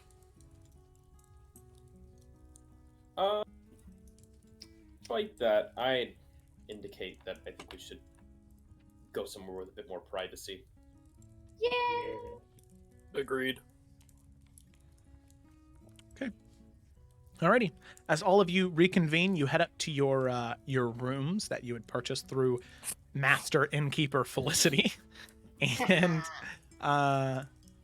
you head in to them. So with that, you turn into your rooms, you lock the doors behind you, and all of you reconvened. You can now discuss with each other what you wish. So, first things first, does anyone know a guy named Londor? Mm-mm. Do we? Twins, both of you go ahead and make a history check.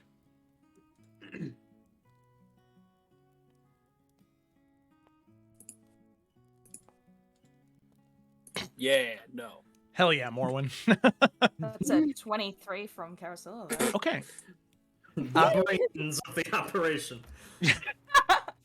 Perfectly balanced in all things. Morwen, you never concerned yourself with names to a degree.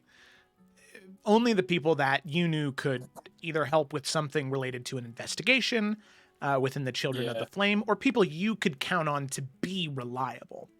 Carasilla, well, same as you had with your little gambling tables you would visit, you always liked having a little bit of chance.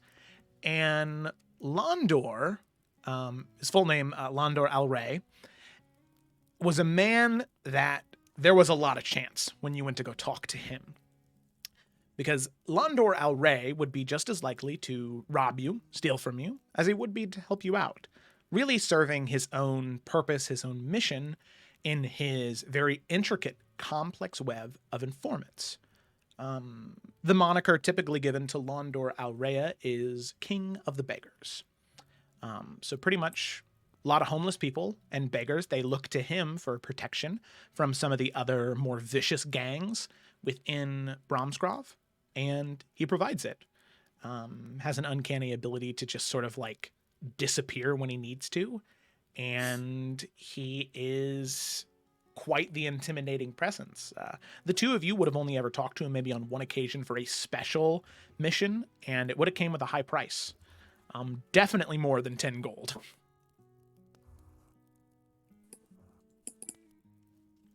Curious what exactly got you a meeting with him. Random chance. Is he important? Pretty important around these parts. Oh, maybe it wasn't very random. Okay, go on. Well, I mean, I'm just curious what business you had to do with him. I mean, did he take anything from you? 10 gold in exchange for information on who might be doing this heist, where they are, and what they want tomorrow. He only knows me only under 10 a gold? pseudonym? Yeah, only 10. If he's really that big of a shot, maybe that's not enough. Well, I mean, got a meeting with him, and I guess it'd be interesting to see what he says then, but he is someone that, well, he has his own network of informers around here. Well, You want information on things, and, well, he's one of the top dogs in that.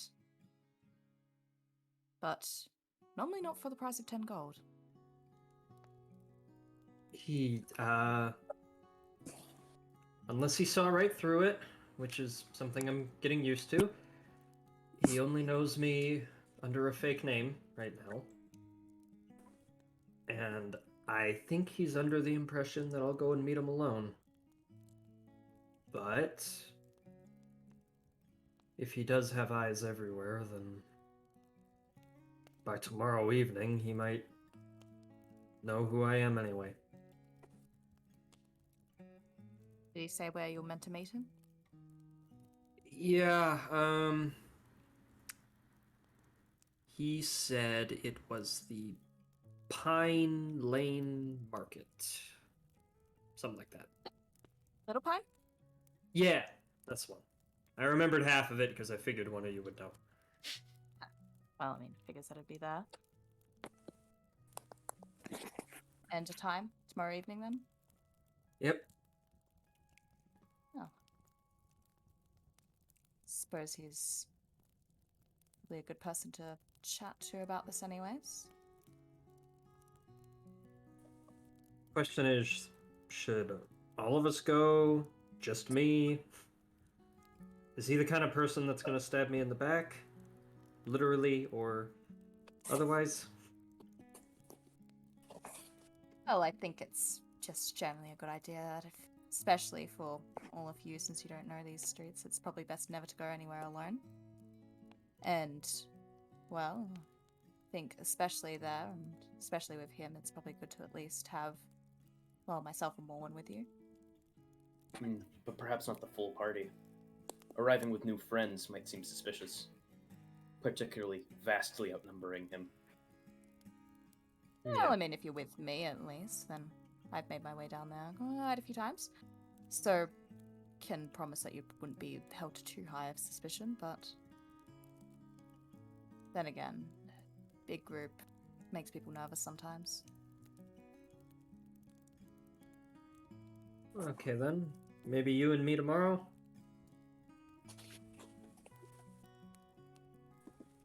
Business plan? Okay, so there's that. Other thing, Bianca, apparently you have a scent. Now, see, I've never noticed it, so don't take this like me being shitty, but there's this fucking weirdo who showed up at the bakery and said he could smell fiend blood.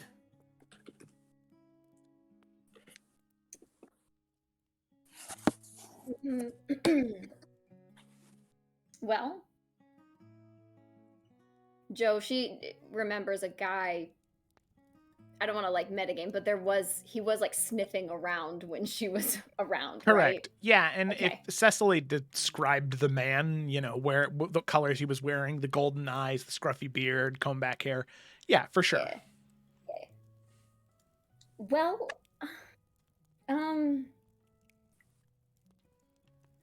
so a thing. Whoa, Bianca, did you hide under a desk again? Not a desk. Not a. No, There's, like- this time it was several barrels and some plank wood. So here's the thing.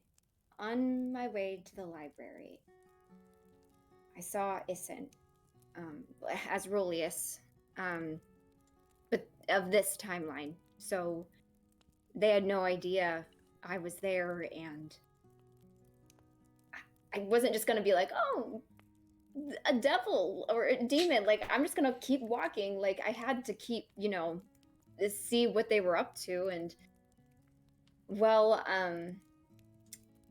surprise, surprise, they are involved in the coordination of this heist as well. They were actually talking with advisor Galena when at this tavern. I don't know the name of it. Very dark and shady, and I don't know if that's something you guys would have frequented here. But anyway, in the back, they were talking, and I saw these 3 people, and they name dropped, right? They named themselves, Joe? Mimir named him, right? Yes, he did. Yeah. Yeah, and so they're, and I know, okay, so I'm just trying to make sure I'm not skipping over what's Isles information and what's SC information. Do we, because I know Isles knows all of the names of the 13, right? But does Salamander Coast? No. I didn't think so. No, Mimir would have shared those 3 with him because he is a knowledgeable person. He would have been able to share the 3 that were there.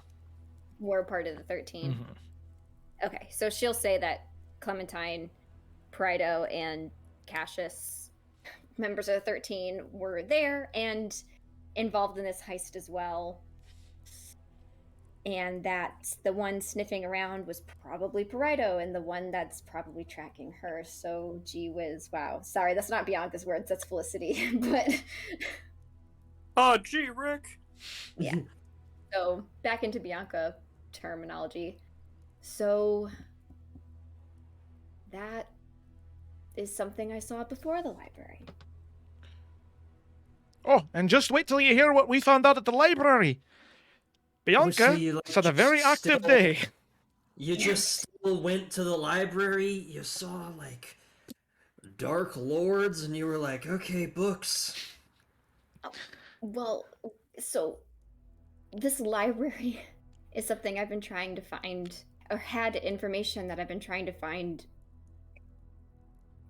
almost my whole life. So, yeah, it kind of did. It was enough to distract me after that. And I may have found what I was looking for.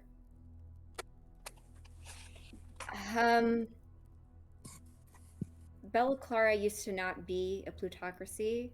It has a long history that has been basically erased of different ruling kingdoms. And one consistent one was ruled by a drow family. And before basically they were wiped out and the plutocracy took over from all these merchants coming in, the regent Ivana Damaris made a deal with a foreign entity to make sure that her son would survive. And I'm a half elf, a half drow. Not that you can really see, but that may have been the deal. It was about 500 or 400 years ago, and elves live a long time.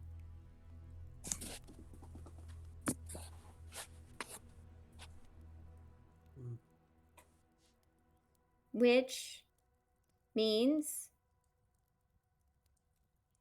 a lot, I think. I don't know. I don't know what this means. I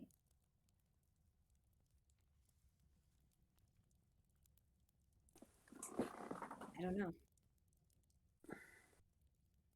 And then so I also learned some Raven Queen stuff, and then this is the other kind of big thing, but so to actually kill Isin and to get my soul back, we have to kill him in the abyss, otherwise he doesn't die.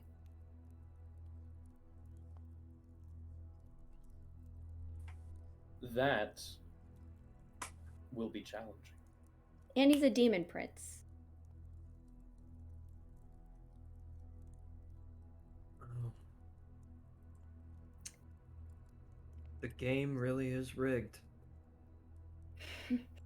What the fuck? Take it from me, less young Cicely now, but believe me, people in power are going to use each and every single one of their advantages to pin down those below them. I mean, look at me. It's just the way of the world.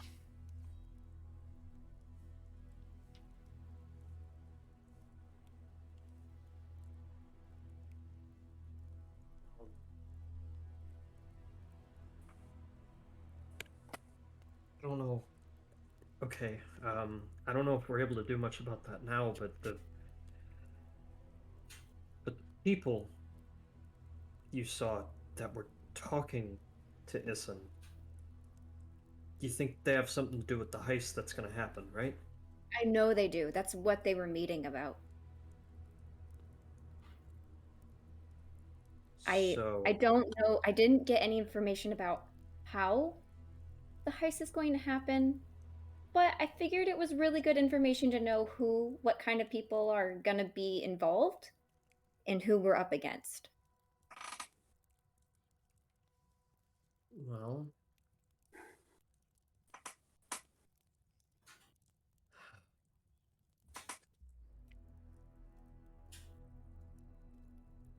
I mean, obviously this is not plan A, but I mean, if that's true, I don't really see any fucking way we pull this off without fighting one of them at some point. I mean, according to Nalfian, everything that happened in that timeline was what the Dark One wanted. And if the 13 are here, maybe they'll still pull it off almost no matter what we do. I don't want I to, mean, I don't think we can say that quite yet. I don't want to discourage your spirits at all. And not to doubt your skill. Obviously, you all very talented. But as talented as you may be, and I understand I'm just ahead, but take this advice. I don't think you want to be fighting any one of those 13. They were powerful warriors and mages and rogues long before they were given gifts by the Dark One. Who knows what they can do now with that power? If it's necessary, it's necessary, but if it can be avoided, I'd like to be ahead on a living waste, not on a dead one. We're going to have to draw their attention elsewhere then. Well, if they already know about me through my scent, maybe we can use that to our advantage. Go I on. think we're gonna need more than just one person as bait, though. Right. But at least we got one. Right. I really, there's nothing to go on about Morrowind. That's just something I thought of right now. There's no plan. If Ah. there was a way that we could mark your scent to trick them. The seems good that- news, sorry, not to cut you off. Well, it seems to me that if they have one hyper-fixated sense, so much so that it blinds them to their others, perhaps even reason, it stands to reason that if we can cause enough trouble and attach your scent to it while we're elsewhere, we could have them scouring the area and be long gone.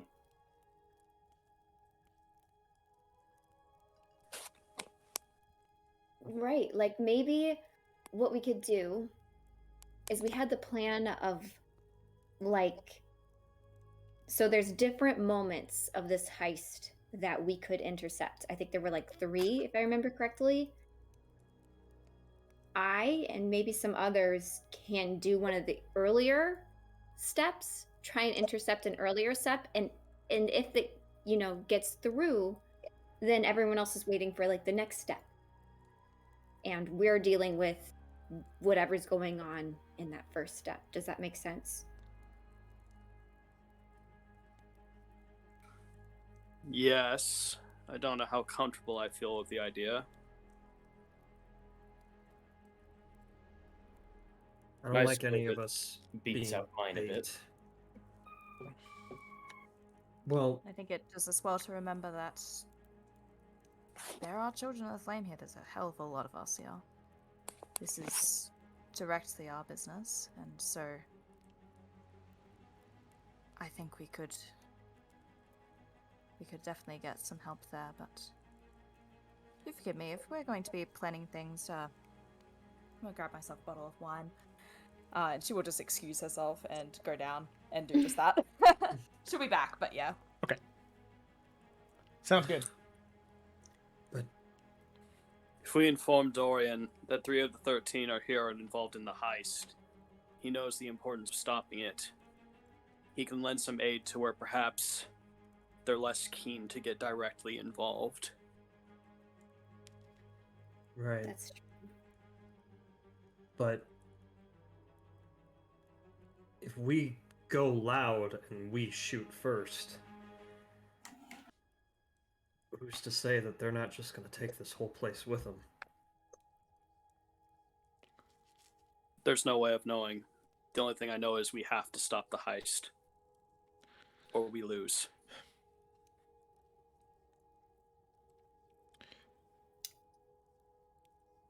The other good news, I don't know if this would help in any sort of planning, is that my scent is very much Issen's.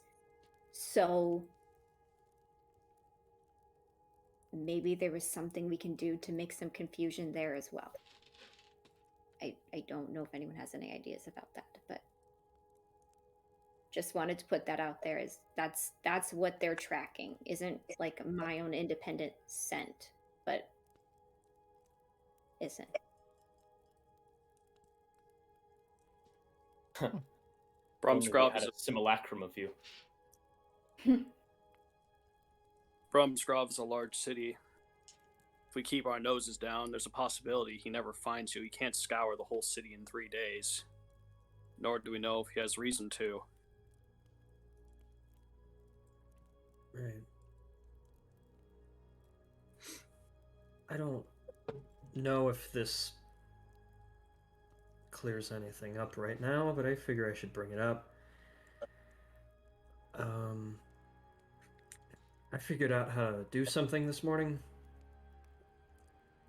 which was a long time ago, but when I was meditating, the weave let me know about something. And as usual, I think it let me know about it just in time. You know how I can do this?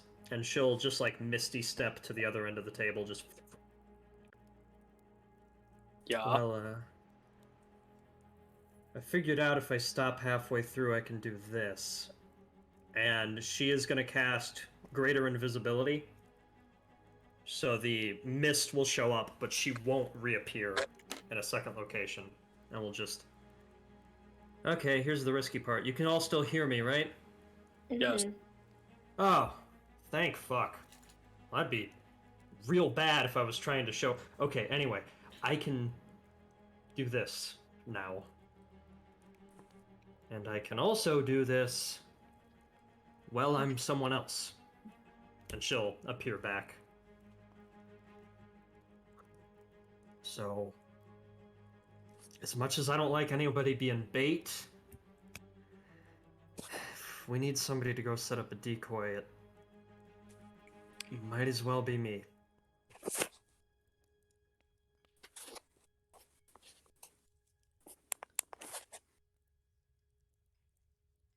I'm just going to throw this out here. I kind of want to veto the whole bait idea because anyone who gets caught by the 13, I mean, they're done, right? Mimir, would you say that's true? Speed would depend on which one. If it's Cassius, it'll be quick and fairly painless. Varido, it'll be quick. Moderately painful. Clementine, it'll be slow. And it'll hurt the whole way through.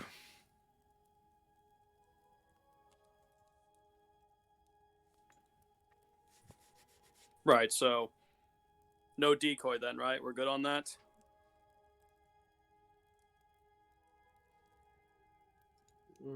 Last ditch plan if we have to, but maybe you're right.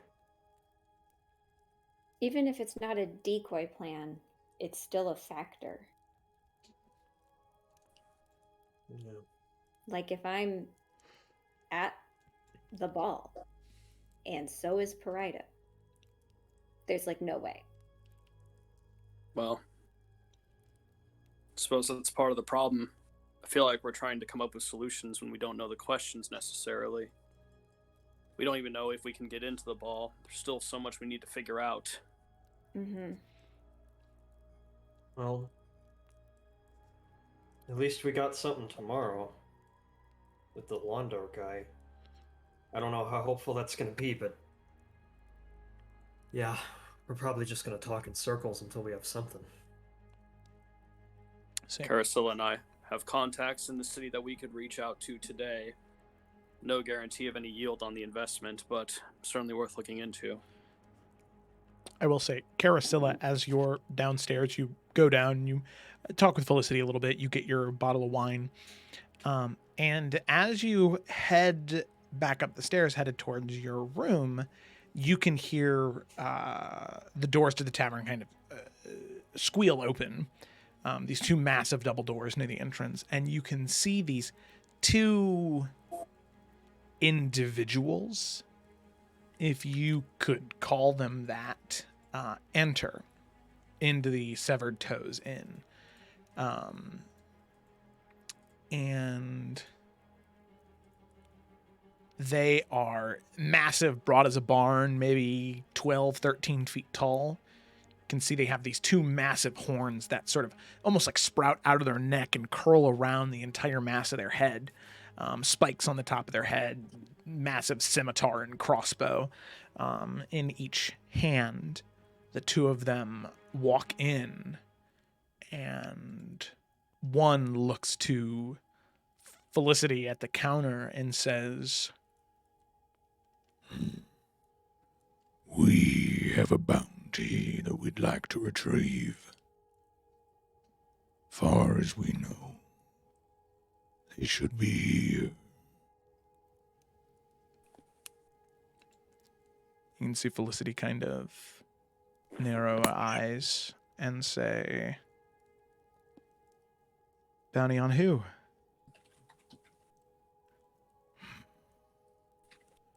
It's on a need-to-know basis. Mind if we just sit in here for a while? Wait to see what comes down those steps.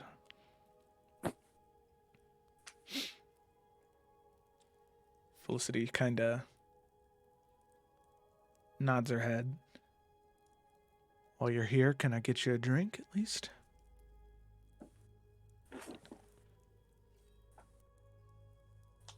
And two creatures kind of look to each other. One shakes its head and says, No, we're fine. and you can see the two of them just kind of space out and just kind of wait as you're right at the lip of the stairs, right where you can see them. And if you don't back out soon, they could probably see you pretty quick. Yeah, I was gonna say she's definitely making it so she can't be seen by them. I'm just once she's like knowingly like in like full cover, so there is no way that they can get line of sight. Mm-hmm. She will message down to Felicity.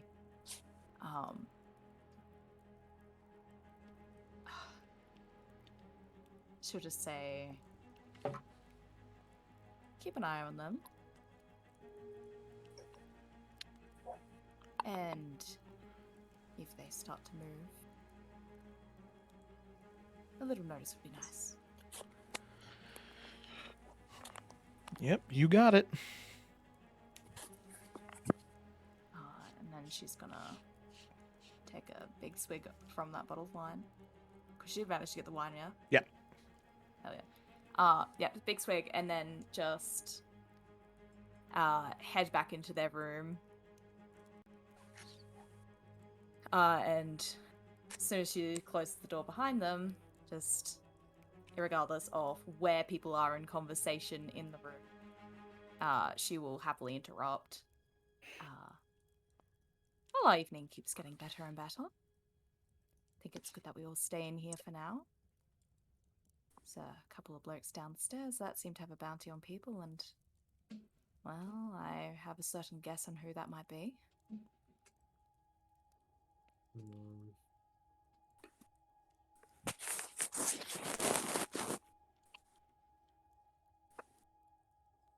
Shit. Okay. Yeah. Well, it'll be like the good old days on the boat. Just gonna have to sit here right next to each other. Joe, is this one of the buildings that's built into the mountain and we don't have a window out? Mm-hmm. Damn it. I knew you were going to say that. Start digging, boys. We gotta Shawshank our way out of here. That's into a mountain. That's Yeah, not- we'll be out in the next 50 Jesus. years. It's fine. Yep. Yeah. We'll get out before the end of our sentence. It's about hope. Well, Cecily will. When you say blokes, are we talking people or dark friends?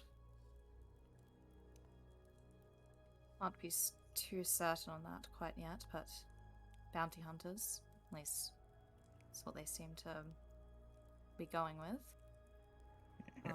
Just for dramatic effect here, Carosilla, this is generally what you could describe to your fellow party members that they look like. Oh, Jesus. Oh shit! Okay. Yeah, Ugly these are fuckers. definitely not human. A bloke. Yeah, that's an accurate description. Not so much people, more like monstrosities, if anything. Certainly never seen them walking around Bromsgrove before. That says a lot. I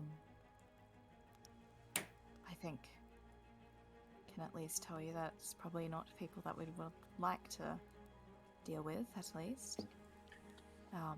And as for being cooped up in this room, I can slowly get people out, but it'll be very, very slow.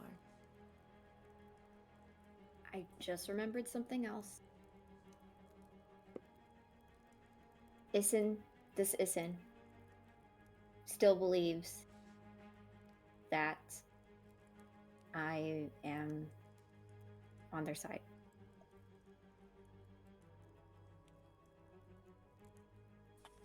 So, I don't want to do that, but if something goes down,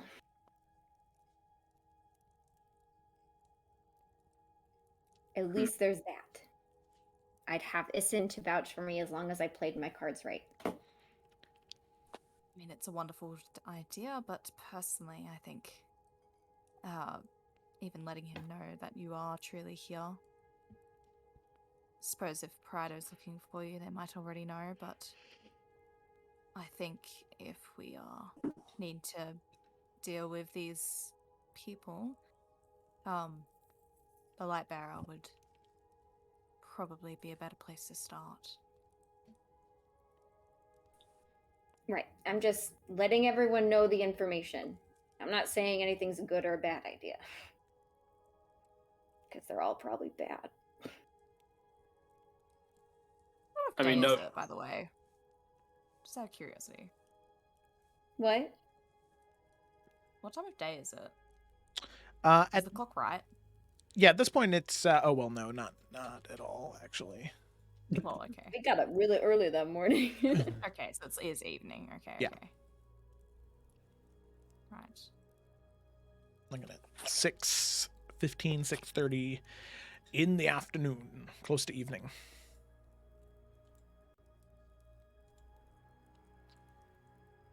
Well, in fairness, I don't know how much more we would be getting done this evening anyways. It is reasonable enough to believe that if these people are staying here for long enough, people would be disturbed by their presence, and, well, that'd be grounds enough for one of the Children of the Flame patrols to stop around and check things out, hopefully get these people away. If they've no grievance with them, then surely they won't try and pull anything themselves. It's a great way to get a lot of people on your back. And, well, I hope that these things are smarter than that. And, well, in fairness, I'm not sure how much more we could get done tonight anyways.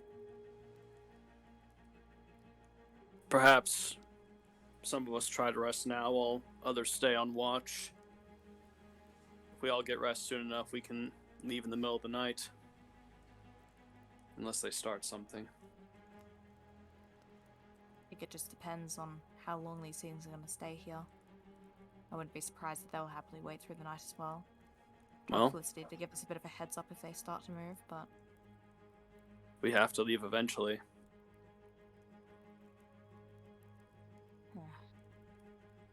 Could you send a message to the light bearer and maybe something can be done before the morning? That sounds better than just waiting it out. right. Suppose I can do that. Might want to mention the 13 as well. Yeah, let me type shit out real quick because I really suck at counting. Oh. Feel that.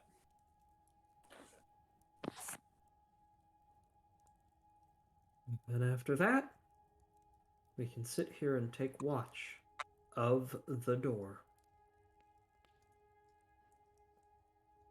What an exciting 4 hours that'll be. Make sure the door doesn't go anywhere. Oh, yeah. It might. If they're as tall as you're saying they are.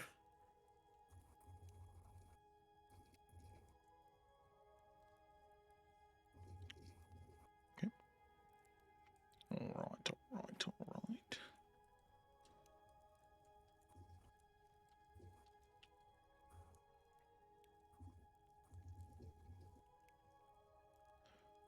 As we wait. Yes. I think I should actually probably be okay. Okay.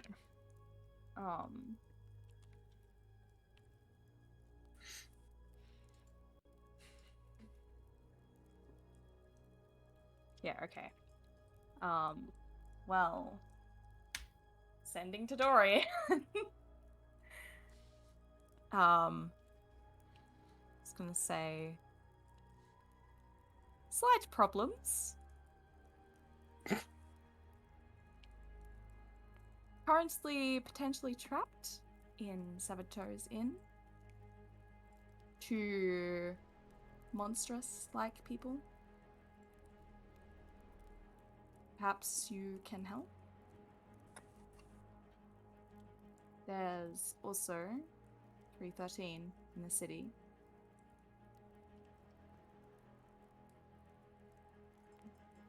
A few words, but I don't know what the fuck to use them on. Thank you very much. Please and thank you. Those Okay. are 3 words. Yeah, I should just leave it at that. Okay. Probably had a look of thinking for a hot minute, but then just, you know, a very strong look of just giving up on her face, and then just taking another swig. Okay.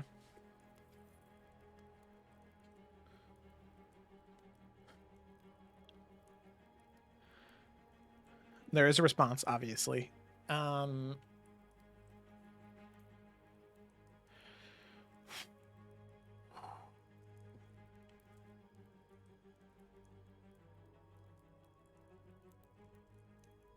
First things first. Noted. Not the 13. We'll investigate.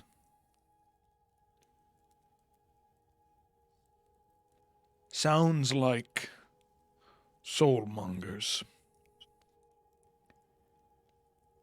A new gang.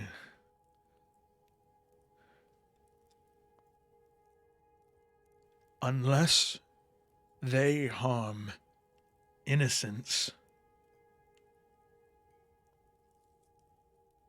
getting involved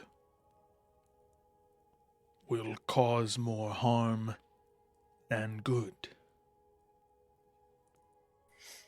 We'll send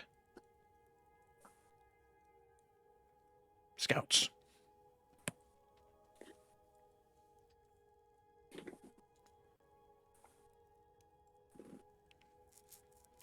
Because I will say this is something that Morwen and Carasilla would be familiar of from their time as initiates and accepted. Typically, the only time the Children of the Flame ever interceded was when there was crime being committed.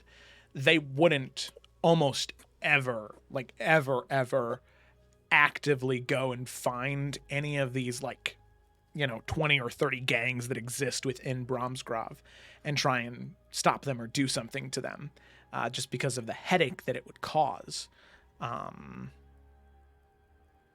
So unless these creatures cause harm or do hurt somebody, then they can start to intercede, but if not, then, there's not much they can do.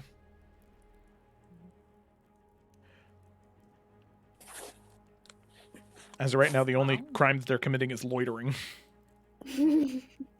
Disturbing the peace. Well, not much. Not much he can do at the moment. Gonna look into the 13 stuff at least, and send scouts our way. And seems like they are less bounty hunters and more just gang members, which, well, I don't know if that's better or worse for us. Bit of both, Say really. better. Bounty hunters means there's an official bounty placed. Gangs can Oh be no, bought there's a much bounty more easily. place. It's just more. Are they trained people that do this as a profession, or are they just people that are part of the gang? I feel like there's two very different things, but either way, someone wants money for someone. And could be completely wrong, it could not be any of us, but I don't want to take our chances. I think especially if we've already got Paraido looking for you, and then, well, it's probably pretty safe to say that we've definitely drawn the wrong attention already, and getting any more would not do us any favors.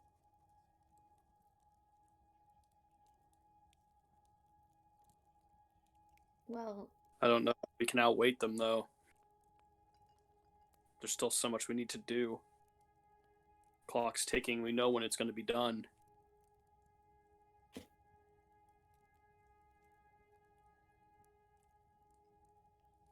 Plus, this place is blown as our home base for the time being anyway. would Felicity know of any different routes out of this building? Oh, I thought you were asking that like as Felicity yourself, and I was like, No, no.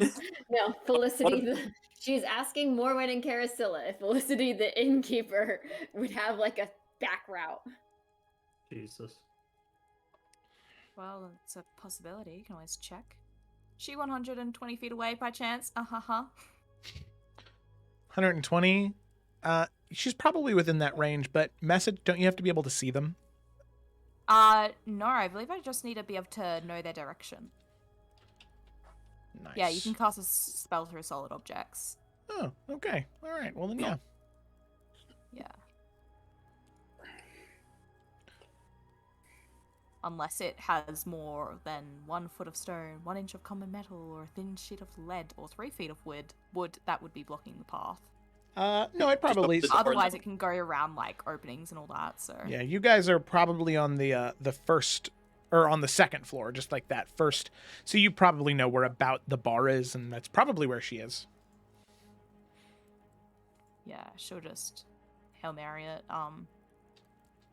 and just say... Any back doors we could use, by chance?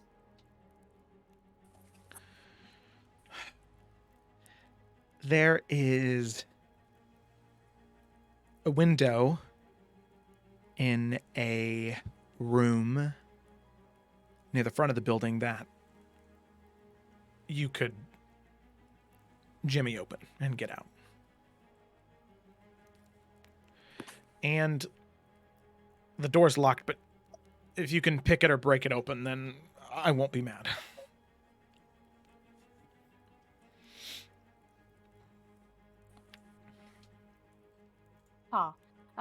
Any way we can get to it without those things noticing?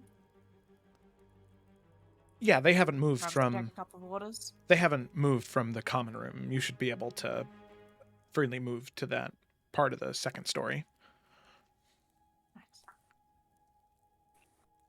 Okay, we have a window exit plan. We'll be out of the gaze of them. And, Awesome. well, I think it's probably a good idea to get out sooner rather than later. Agreed. Where should we go after this then? I have a spot we might be able to lie low in. It's also the kind of place that I don't think people would really barge their way into as easily as they did here. Good. We're gonna want somewhere to sleep, if nothing else. I did want to ask real quick. If you want to talk about it after, that's fine. But how did it go with the light bearer? Good news. Oh, now is Nah. not the time. Okay. Gotcha. I just thought maybe it'd lighten everything. No? Okay. No.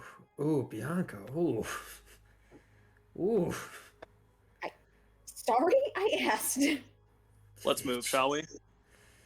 Appreciate the attempt, Bianca.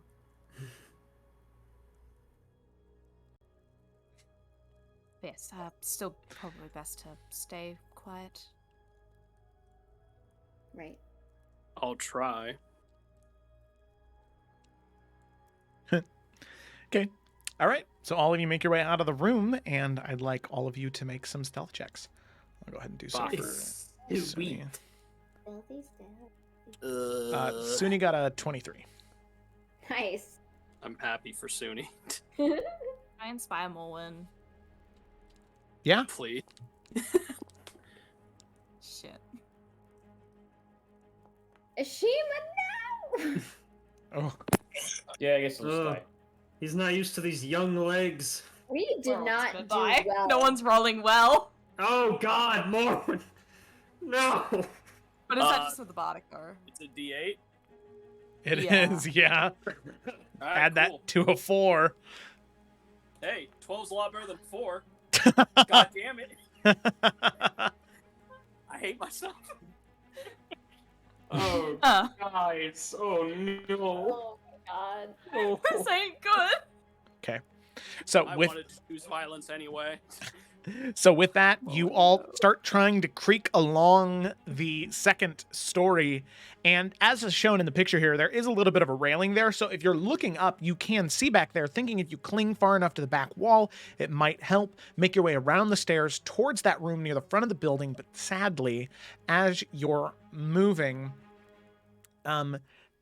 Bianca, Ashima, and Morwen, all of you end up getting clumped up a little bit together, not exactly being used to the variations in your age or the time dilation, or just having a little bit of an issue just adjusting to this new place in general. It's been a while since you've had to try and sneak around or avoid things, especially to this degree. You end up sort of bumping into each other, and at the same moment that you do, there's somebody that opens their door and sort of looks out at all of you, kind of like crouch walking past their door, and is like, "Can I help you? What are you doing out here? What is going on with you?" And just like shouting down at you. And you can see you can see at that point it's too late. The two creatures Tackle them. sort of stand up, and you can see their nostrils flare. And the one who was talking before looks up, and all of you can see him look in your general direction and point his crossbow towards the bar where Felicity is standing. I suggest you come down those stairs right now, if you know what's good for you. Do you mean Bianca or Felicity the barkeeper? Felicity the barkeep. God, I hate Why this. did we do this? Because it was a good funny at the idea. time. Ah, now there's a scene. God. So he's like threatening to shoot Felicity if we don't come down the stairs. Correct. Okay. Just so I'm like fully gathered. I yes. think that counts as harming innocence. So Haven't shot anything yet. We'll wait for 30 minutes for people to show up. But they still can't see where we are, just that there's obviously some people that are like up there. Oh, well, they looked up. They can see you now that you've made a lot of noise. Yeah. Okay. Morwen's say- heading downstairs. Yeah, I'd say Cecily and Suni could stealth away on the second story without them noticing, but Okay, Cecily, then, if that is the case, will whisper to the group, right behind you. And she'll just cast Greater Invisibility now. And Okay. then try to stealth down whenever the rest of the party goes down and get in an advantageous position for violence. Okay, sounds good. Yeah, Bianca will go down, follow Morwen like a sheep. Okay. Alrighty. So I would say... Okay, but as they're What? going down, just whoever is pointing the crossbow, Carousel would like to cast suggestion on them. And she's just gonna say, I don't think anyone needs to be pointing crossbows. I think we can all just calm down and perhaps talk. Okay. But wisdom save from that thing. Okay, sounds good. So you can see your magic does have a hard time affecting the creature. There's still a chance, but it's not as easy as it typically is for you. DC 15 wisdom though. Okay, so that's going to be a 17 total. Fuck me. So you can see as this is about the, let me go ahead and preload the scene. As you walk down, you can see the creature kind of cock his head and say, Oh no, you're gonna have to try harder than that. It's a shame, too. One day I'd like to get a drink here, but guess it's not today. and as I pull all of you here, he is going to turn the crossbow towards you, Carasilla, and before combat starts, he is going to take a shot at you just as an immediate reaction to your suggestion. Just a question. Yeah. We haven't healed up from leveling up, have we? By chance? Oh, I thought we did. No, yeah, you would I have. thought we did. Yeah. Okay. That's why I just wanted to check. Yeah. Okay, oh.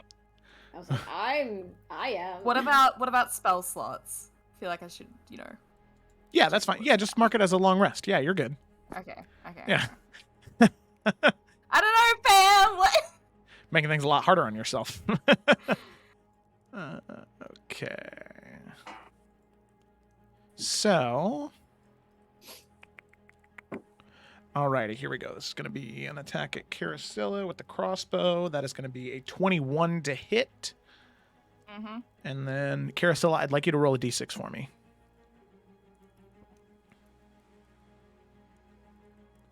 3.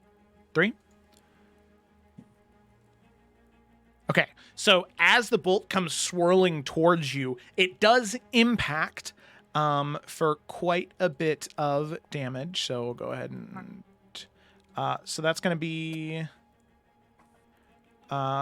14 points of piercing damage. And then I need you to make a Constitution saving throw as the bolt impacts. It's a 7. 7. Okay, that is also a failure. So there's this large concussive blast that explodes from the bolt, sending shrapnel all around you. As Carasilla, you take an additional amount of damage that is equal to... That's 2. Okay, that's not a lot. On 2d12, that's going to be 3 points of thunder damage. That's good. Ooh. The bolt slams as soon as it hits you, as you sort of reel over from the pain. As you can see the creature slap another bolt in the crossbow, aiming it up. The other one also aims up. And as all of you begin to dive in to combat, to attack these creatures, sadly, that is where we're going to go ahead and end tonight's session. Oh. I'm Only fair. It is, yeah, because it's, it's a little bit, and I also have work tomorrow. I'm going back. I have professional development tomorrow. Yay. So leave you with the Scandinavian ladies screaming. So yeah, that means when we Love jump this in song. tomorrow, we'll have or tomorrow, on Tuesday, next Tuesday, you'll have combat against these two Orthons. That is going to be pretty good. Be a fun combat for all of you. It's been a while. It has, like traditional combat. It's been like 10 sessions. Well, no, there was the dungeon, but other than that, yeah. Which I think had a lot of traditional combat in it. It did. I was just, for some reason in my head, it was like top of Tyr's temple, rushing back to the temple last session, and then Yeah. like it's just like, yeah. But no, there was an entire 3 sessions of combat in a dungeon that I for some reason forgot. Yeah. I don't know. Whoopsie. And combat that Cecily died in. Yeah. Jesus. Maybe that's why I blocked it out. Yeah, that would make sense. That trauma. Yeah. Well, like I said, Bromsgrove has a lot of gangs, and now you guys seemingly have upsetted one of those gangs somehow. Maybe not upsetted, but they want to get you. So we'll have to see what reasoning there is behind that potentially. I'm sure that none of you can figure it out, because it's just that intense. No, you got it, I'm sure. Okay, anyway, well, thank you all so much for watching, everybody. We will see you on either Friday for the Explorers of Ephera, Saturday for the Isles of Iverion, or next Tuesday for the continuation of the adventures of the Salamander Coast. Thanks for watching, and we'll see you next time.